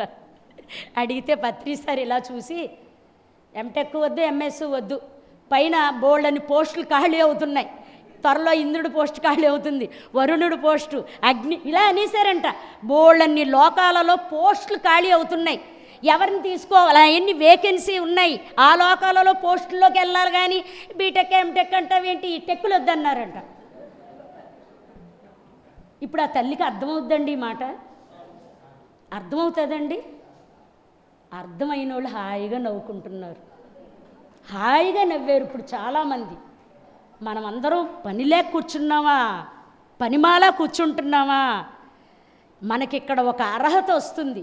మీకు విషయం చెప్తా, మీకు అర్థమైపోతుంది. విజయవాడలో మానస సరోవరం, పత్రిజీ గారు పుట్టినరోజు, ఆయన కలుద్దామని వెళ్ళిపోయాను. మాట్లాడాలి, చాలా రోజులు అయింది మాట్లాడి అని చెప్పి వెళ్ళిపోయాను. వెళ్ళిపోతే బోడంత మంది జనం, ఎక్కడ కుదురుతుంది మాట్లాడడానికి. అయిపోయింది, గంట స్పీచ్ అయిపోయింది, సీనియర్ మాస్టర్ల ప్రసంగాలు అయిపోయినాయి, ధ్యానం అయిపోయింది, 1 గంటకి భోజనాలు, 1:30కు వదిలేరు భోజనాలు. ఈ ధ్యానంలో ఆయన ధ్యానంలో అందరినీ కూర్చోబెట్టి లోపలికి వెళ్ళిపోయి రెస్ట్ తీసుకుంటున్నారు పత్రిజీ గారు మంచం మీద. సీనియర్లు ఉంటారు కదా, వీళ్ళు ముందే కళ్ళు తెరిచి అక్కడికి వెళ్ళిపోతారు, కొత్త వాళ్ళందరూ కూర్చుని ఉంటారు. అలా లోపలికి వెళ్ళారు. లోపల బోళ్ళంతమంది ఉన్నారు. మాట్లాడదాం అనుకున్నాను నేను. లోపల నుంచి 3 వస్తున్నారు, 4 వెళ్ళిపోతున్నారు. తగ్గట్లేదు సంఖ్య.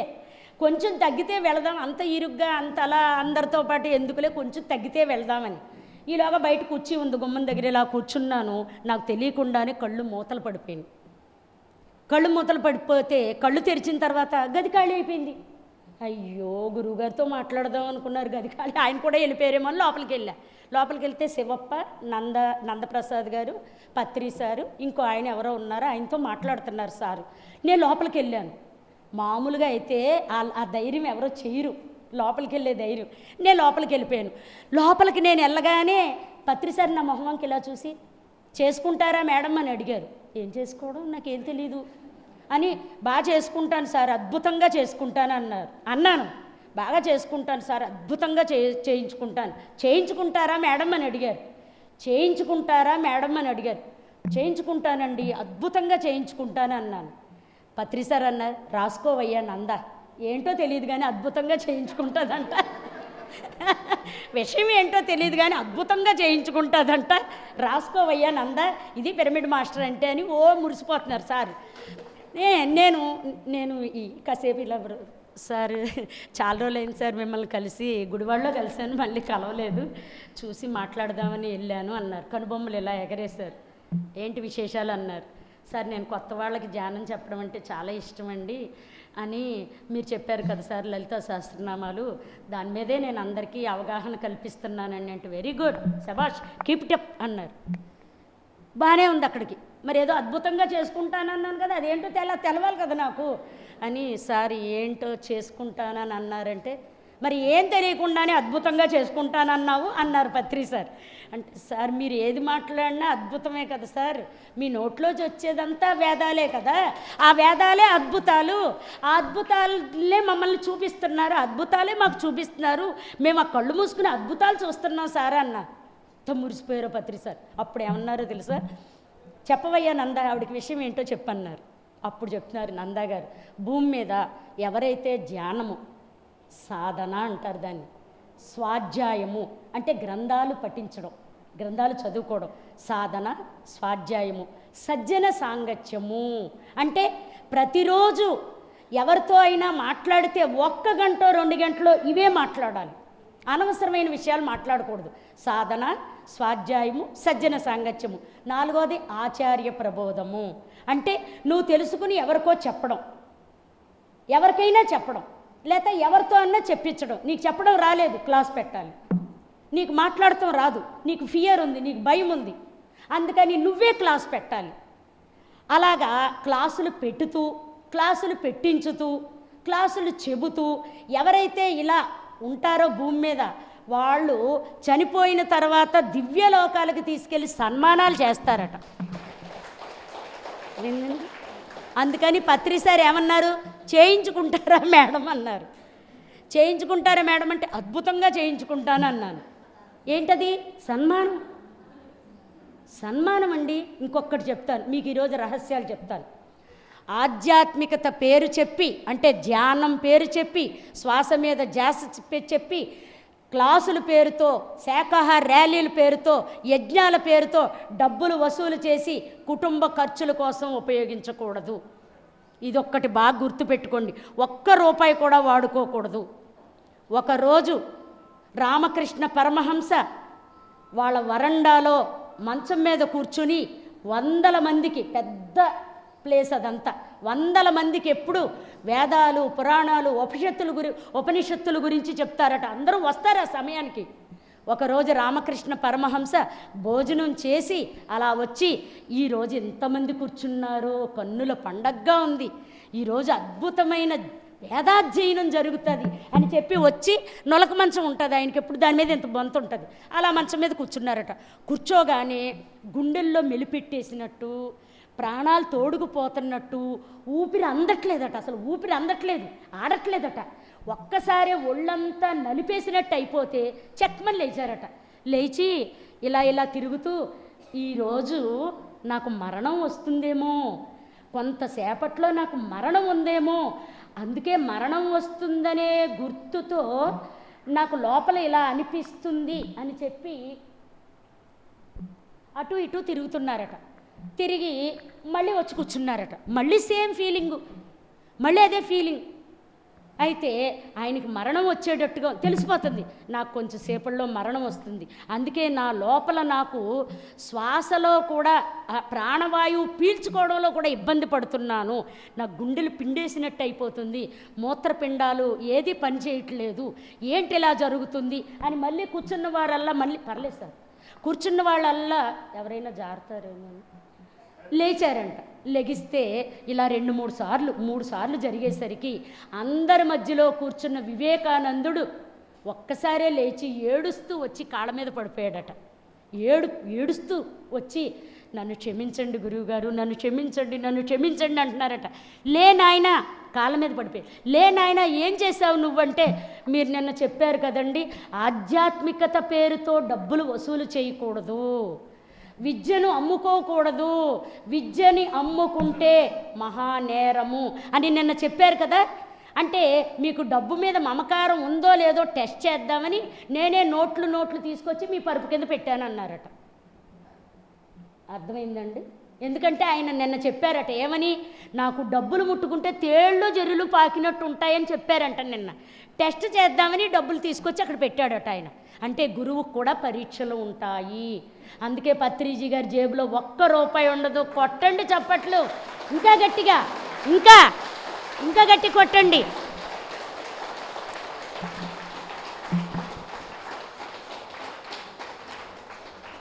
మీరు గమనించారో లేదో, నేను ఆయన్ని గమనిస్తూ ఎదిగాను. మహానుభావుడు. బ్రహ్మ విష్ణు మహేశ్వర స్వరూపం అంటే అది తక్కువ. అంతకంటే అద్భుతమైన శక్తి, మహాశక్తి సాక్షాత్తు లలితాదేవే పురుషుడి రూపంలో భూమి మీదకు వచ్చింది. ఇది మాత్రం యథార్థం, పరమసత్యం, పరమ నిజము, పరమసత్యము. ఇదే యథార్థము. మానవులందరూ వేరే వేరే దారుల్లోకి ప్రయాణిస్తున్నారు. ఈ మార్గాన్ని ఎవరు ప్రయాణించట్లేదు అని చెప్పి దైవశక్తి తన యొక్క శక్తులన్నిటినీ కుదించుకుని భూమి మీదకి మానవ జన్మలోకి వచ్చిన అద్భుతమైన లలితా స్వరూపము బ్రహ్మర్షి పితామహ పత్రిజీ గారు, సాక్షాత్తు లలితాదేవి. ఇది మాత్రం యథార్థం. స్త్రీ స్త్రీగానే, పురుషుడు పురుషుడుగానే భూమి మీదకి రారండి. ఎన్ని జన్మలు జన్మలు జన్మలు జన్మలు, ఎన్ని దేహాలో ఎన్ని దేహాలో, ఎన్ని జననాలో ఎన్ని మరణాలో మనకి తెలిసి జ్ఞానం తెలుసుకోవడం కోసం లక్షల జన్మల్లో వస్తామట. తెలుసుకున్న జ్ఞానాన్ని నేర్పించడం కోసం లక్షల జన్మల్లో వస్తామంట. అన్ని జన్మలు ఉంటాయి మనకి, లెక్క పెట్టలేనన్ని జన్మలు ఉంటాయి. ఎవరైతే ధ్యానంలోకి వస్తారో వాళ్ళకి వేల జన్మలు ఉండవు, వేళ్ల జన్మలు ఉంటాయి. ఏముంటాయండి? వేళ్ల జన్మలు ఉంటాయి, వేల జన్మలు ఉండవు. వేళ్ళంటే మనకి ఎన్ని వేళ్ళు ఉన్నాయి? 20 కదా. ఖాళీ ఉండవా మీకు? ఇవి కూడా లెక్క పెట్టవచ్చు కదా. అయ్యేం పాపం చేసినాయి? మర్చిపోయాను. కాలంటే గుర్తొచ్చింది. అమ్మ ఎడం కాలు పెట్టొద్దమ్మా, కుడి కాలు పెట్టిరా అంటారు కోడల్ని కదా. రెండు మన కాళ్ళే కదా.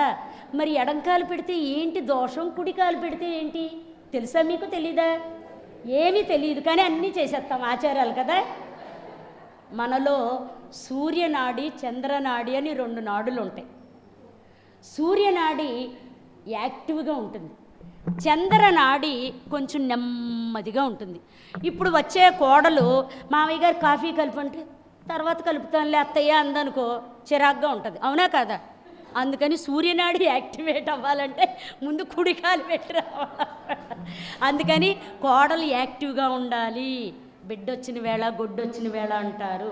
పిల్ల ఇంట్లోకి రాగానే ఆ సంసారం అంతా వృద్ధి చెందాలి.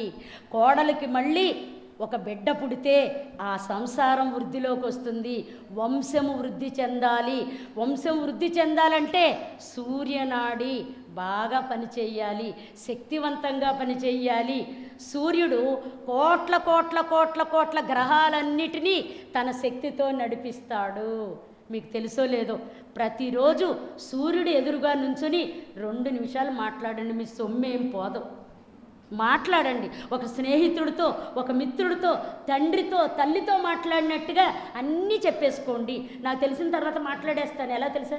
ఇప్పుడే భోంచేశాను స్వామి, చాలా బాగుంది, శుభ్రంగా ఉంది, ఇప్పుడు కాసేపు పడుకోవాలి స్వామి అని అన్నీ మాట్లాడేస్తాను. ఒక మనిషితో ఓసారి మా వారు వచ్చారు, ఎవరితో మాట్లాడుతున్నావు అన్నారు. సూర్యుడితో అన్న. ఒక ఆదివారం సూర్యుడితో నువ్వు అన్నిటితోటి మాట్లాడేస్తావా అన్న. ఒకసారి అప్పడాల గారితో మాట్లాడాను. ఎక్కడున్నావే కనపడతలేదు అన్నాను. కాస్త అంటే నీ సొమ్మేం పోద్దే అన్నాను. మా వారు వచ్చి ఎవరితో మాట్లాడుతున్నాను? అప్పడాల కర్రతో అన్న. అన్నిటితోటి మాట్లాడేస్తావా నువ్వు అన్నారు. చిచ్చక్తి, చేతన, రూప, జడశక్తి, జడాత్మిక అని లలితా సహస్రనామాల్లో ఉందండి. దైవం ఇందులోనూ ఉంది, ఇందులోనూ ఉంది, ఇందులోనూ ఉంది, అంతటా ఉందని తెలుసుకున్న వాళ్ళు అన్నిటితో మాట్లాడాలి.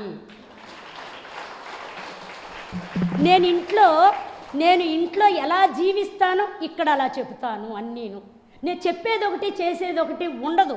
నేను ఏదైతే చేస్తానో అదే చెప్తాను. అందుకే మీ అందరికీ అంత బాగా నచ్చింది. నచ్చలేదా?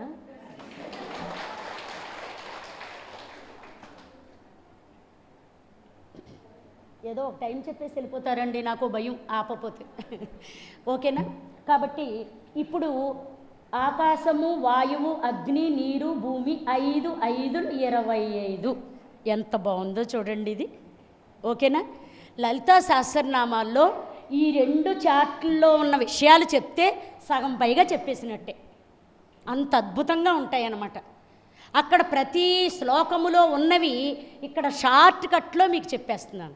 అక్కడ కోడ్ భాషలో ఉన్నవి ఇక్కడ డీకోడ్ చేసి మీకు చెప్పేస్తున్నాను. కోడ్ భాషలో ఉన్నాయి, అన్ని కోడ్ భాషలోనే ఉంటాయి. మీకు ఇంకా బాగా చెప్పాలంటే లక్ష్మీ అష్టోత్తరం ఉంది. మీకు ఒక ఉదాహరణ చెప్తా. లక్ష్మీ అష్టోత్తరం అష్టోత్తరం అంటే ఎన్ని? 108 నామాలు. అందులో ఇప్పుడు అన్నీ చదువుకుంటే మనకు టైం లేదు. మొట్టమొదట ఒక 5 నామాలు చెప్తాను. ఓం ప్రకృత్యై నమః, ఓం వికృత్యై నమః, ఓం విద్యాయ నమః, ఓం సర్వభూతహితప్రదాయ నమః, ఓం శ్రద్ధాయ నమః. చాలు ఈ 5. అంటే ఏంటి? ఈ 5 ఆ 108 నామాలలో ఉన్నది ఏంటంటే లక్ష్మీదేవి అన్ని రూపాలలో ఉంది అని.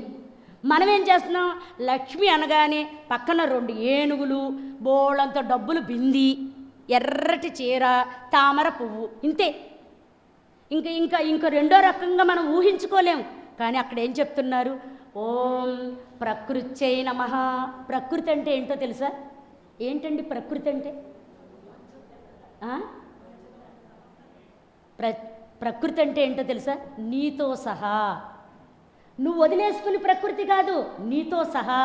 కొండలు, కోనలు, అరణ్యాలు, నదులు, సముద్రాలు, జలచరాలు, భూచరాలు, కేచరాలు, 83,99,999 జీవరాశులతో పాటు మానవుడితో కలిపి ప్రకృతి సమస్తము. నువ్వు చూసేదంతా ప్రకృతి. ఈ ప్రకృతి ఎక్కడి నుంచి వచ్చిందో తెలుసా? ఒక వికృతిలోంచి వచ్చింది. వికృతి అంటే శూన్యము, ఖాళీ.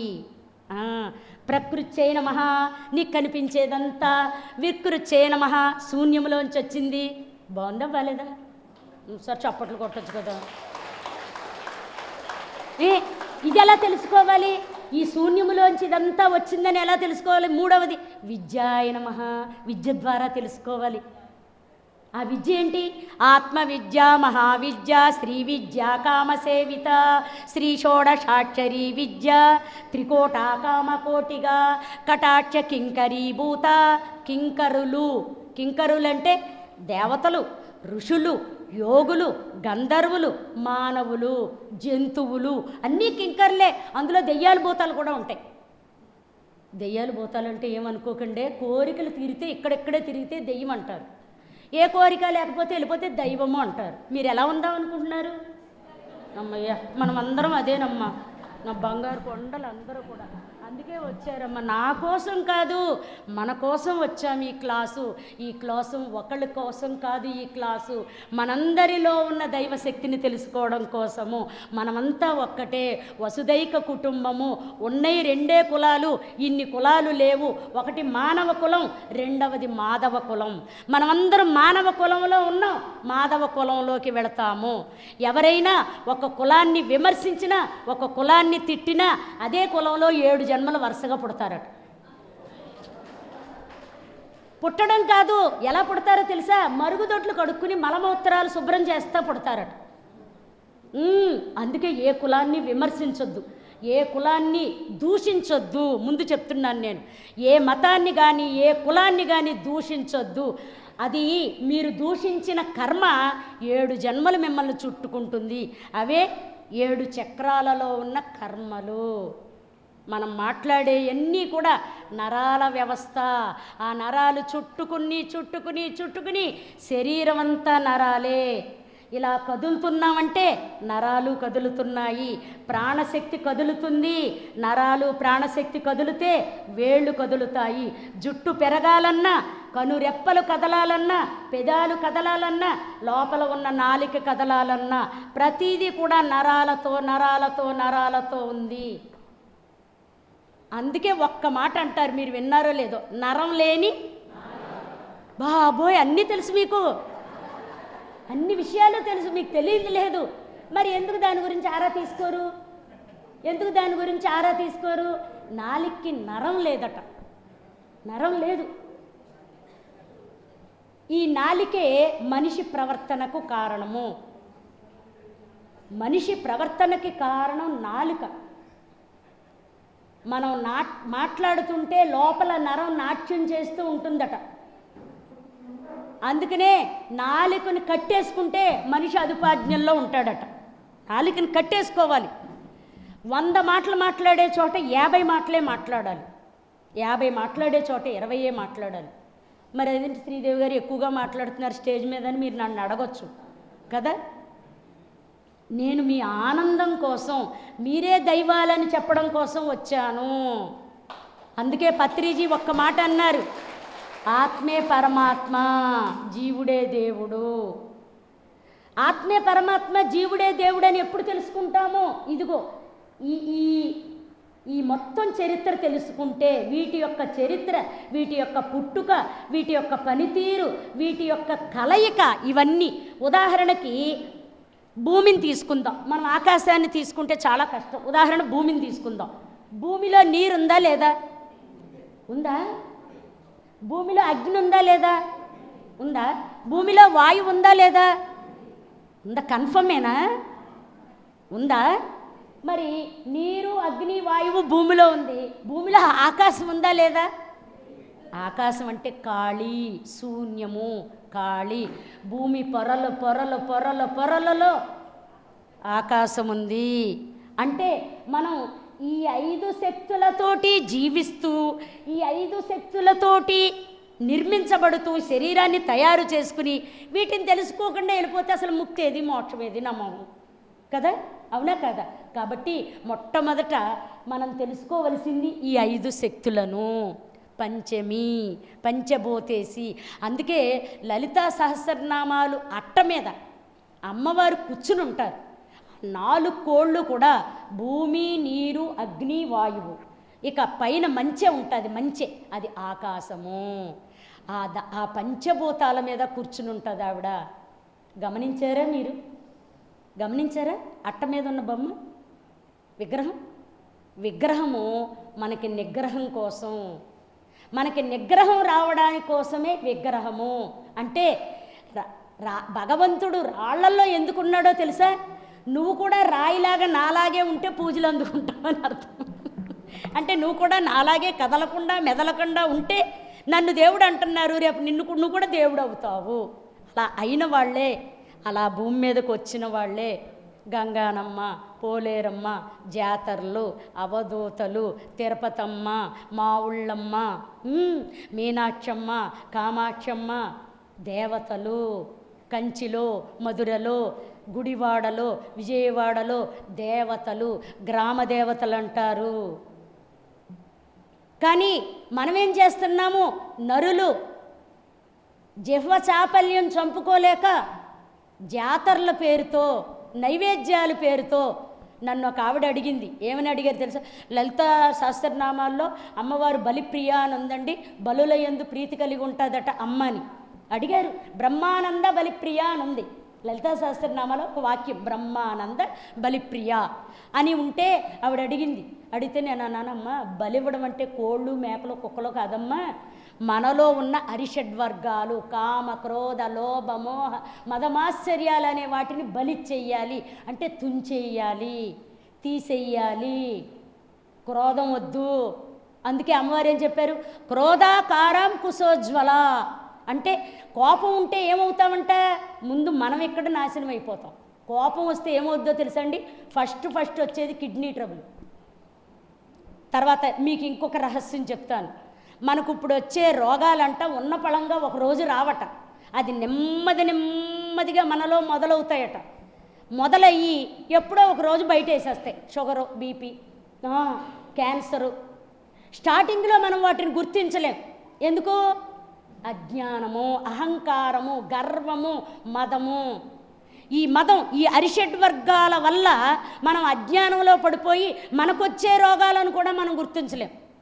ఆఖరికి చేతులు కాలిన తర్వాత, ఇది కూడా తెలిసే మీకు, చేతులు కాలిన తర్వాత ఏం పట్టుకుంటారు? ఎందుకు? పూర్వకాలంలో వైద్యం అలా ఉండేది. చేతులు కాలితే ఆకులు తీసుకొచ్చి ఆకులు చుట్టేవాళ్ళు.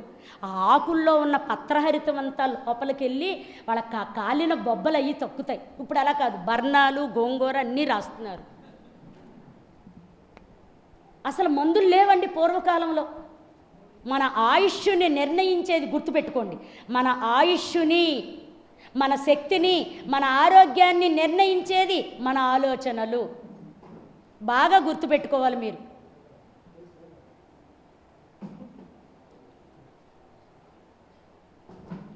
మన ఆలోచనలు. అందుకే పత్రిజీ గారు ఆలోచనలొద్దు ఎందుకు చెప్పారు ఆయన? ఆలోచనలు చేస్తే నష్టం ఎవరికి? మనకే. ఆలోచనలు చేసామనుకోండి దైవశక్తి ప్రవేశించలేదు, ఆలోచన లేకపోతే దైవశక్తి ప్రవేశిస్తుంది.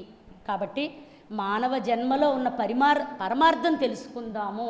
ఇంకొక రహస్యం తెలుసుకుని మనం ధ్యానంలోకి వెళ్ళిపోదాము. ఇంకొక రహస్యం 25 ఓకే, జాగ్రత్తగా వినండి. ఈ 25లో ఒకటి బుద్ధి. ఒకటి ఏంటండి? బుద్ధి. మనందరికీ ఉంది కదా, అది కన్ఫర్మ్ ఉందండి. బుద్ధి ఉంది కదా. మరి ఉన్న బుద్ధి మంచిదా చెడ్డదా? ఎలా ఉంది మన దగ్గర? సిద్ధార్థుడు బుద్ధుడయ్యాడు అంటే ఏంటి? అన్నీ తెలుసుకున్నాడు. మనం ఏం చేస్తున్నాం? ఏమీ తెలుసుకోము, ప్రయత్నించం. అసలు ప్రయత్నించం, ఊరికే వచ్చేసేయాలి. మనం ఏ ప్రయత్నం చెయ్యం. ఎంత ప్రయత్నం చేశాడండి బుద్ధుడు?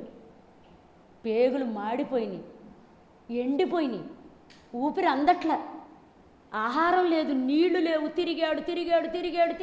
బాబ్బా, భగీరథుడు ఎంత తపస్సు చేశాడండి. గంగ కోసం ఎంత తపస్సు చేశాడు. ఆ మహానుభావులు మనకు అంత చేసి చూపిస్తే మన వయసు ఎంతో ఆ నిమిషాలు కళ్ళు మూసుకుని కూర్చోండి అంటే ఇలా కూర్చుంటాం. ఎక్కడన్నా కుర్చీ ఎవరైనా లాగారనుకో అన్నీ మనకే కావాలి. ఎవరైనా వస్తున్నారేమో కొత్త వాళ్ళు, ఇంకెందుకండి ధ్యానం, వేస్ట్ కదా. మళ్ళీ కూర్చునే టైంలోనే దురదలు వచ్చేస్తాయి. అది మన ధ్యానం. వాళ్ళు ఎలా చేశారండి? ఎంత తపస్సులు ఆచరించారు. ఈరోజు మనం చెప్పుకునే రాముడు, కృష్ణుడు, వాళ్ళ యొక్క సృష్టి వాళ్ళు చూశారు. వాల్మీకి చూశాడు, రామాయణం రాశాడు. వేదవ్యాసుల వారు చూశారు, భారతం రాశారు. అగస్త్య హయగ్రీవుల వారు చూశారు, సృష్టి రహస్యాలు మనకి చెప్పారు. వాళ్ళు చూసి తపస్సులు చేసి మనకి చెబితే వినడానికి కూడా మనకు ఖాళీ లేకపోతే ఇంకేంటండి చెప్పండి. వినడానికి కూడా ఖాళీ లేదంటే నువ్వు ఇప్పుడు ఖాళీ లేదు అంటావు. అంటే ఖాళీ అంటే సమయం లేదు అని. నువ్వు ఇప్పుడు సమయం లేదు అంటావు. రేపు ఉత్తరోత్తర జన్మల్లో నీకేమొస్తుందో తెలుసా? కాలసర్పదోషాలు. మరి వినడానికి కాలం లేదుగా, నీకు కాలం లేదుగా. నువ్వు ఇప్పుడు వినడానికి కాలం లేదు. నీ కాలాన్ని ఎంత దేనికి ఉపయోగించావు? అక్కర్లేని విషయాలకి, నీ వెంట రాని వాటి వెంట పడ్డావు. అందుకనే నీకు వచ్చే జన్మల్లో కాలసర్పదోషాలు వస్తాయి. అప్పుడు నువ్వు కాళహస్తి వెళ్ళి అక్కడ నిద్ర చేసి అభిషేకాలు చేయించుకుని ఇవన్నీ చేస్తావు. కానీ అయ్యో నాకు ఇచ్చిన కాలాన్ని సద్వినియోగం చేసుకోలేదు కదా, సాధన చేయలేదు కదా, స్వాధ్యాయం చేయలేదు, ఆచార్య ప్రబోధాలు చేయలేదు, ఏ మాటలు మంచి మాటలు బుర్రకెక్కించుకోలేదు. కాస్త ఒక గంట బయటికి వెళ్ళి శాఖాహార్యాలకి వెళ్ళమంటే కాళ్ళు నొప్పులు, ఎంత కాళ్ళు నొప్పులు వచ్చేస్తాయో. అదే కనుక బంగారం కొనుక్కోవడానికి లేకపోతే 1+1 ఆఫర్ పెడతారు కదా వస్తువులు, ఎంత ఇష్టమో ఆఫర్లు. అప్పుడు కాళ్ళు నొప్పులు ఉండవు, ఒళ్ళు నొప్పులు ఉండవు. పైగా ఫోన్ చేసి వదిన మరే నేను వెళ్తున్నా, నువ్వు కూడా వస్తావా? అవతల వాళ్ళు చెడగొట్టడం. ఎంత ఇష్టమో ఆఫర్లు అంటే. అయ్యో నువ్వు కూర్చుంటే శక్తి వస్తుంది అంటే కూర్చోము మనం. ఎందుకు కూర్చోము? కూర్చోనివ్వవు లోపల అరిషడ్వర్గాలు. అది నువ్వు చేసుకున్న తప్పు కాదు, నీ లోపల ఆహారం ద్వారా తయారైపోతున్నాయి. ఆహారం ద్వారా ఆహార్యము ప్రవర్తన. అందుకే ఆహారాన్ని మార్చేశారు ఋషులు మునులు. మనం పిజ్జాలు బర్గర్లు ఇవన్నీ తింటూ జ్ఞానం ఎలా కుదిరితే దురదలే వస్తాయి. మరి మసాలాలు పానీపూరీలు అవన్నీ తినలేదాళ్ళు. అంటే ఇప్పుడు తినొద్దని కాదు, నేను తింటాను కానీ సాధన ఎక్కువ చేసుకుంటాను, స్వాధ్యాయం ఎక్కువ చేస్తాను, తెల్లవారుజామున బ్రహ్మ ముహూర్తంలో లేచి కూర్చుంటాను.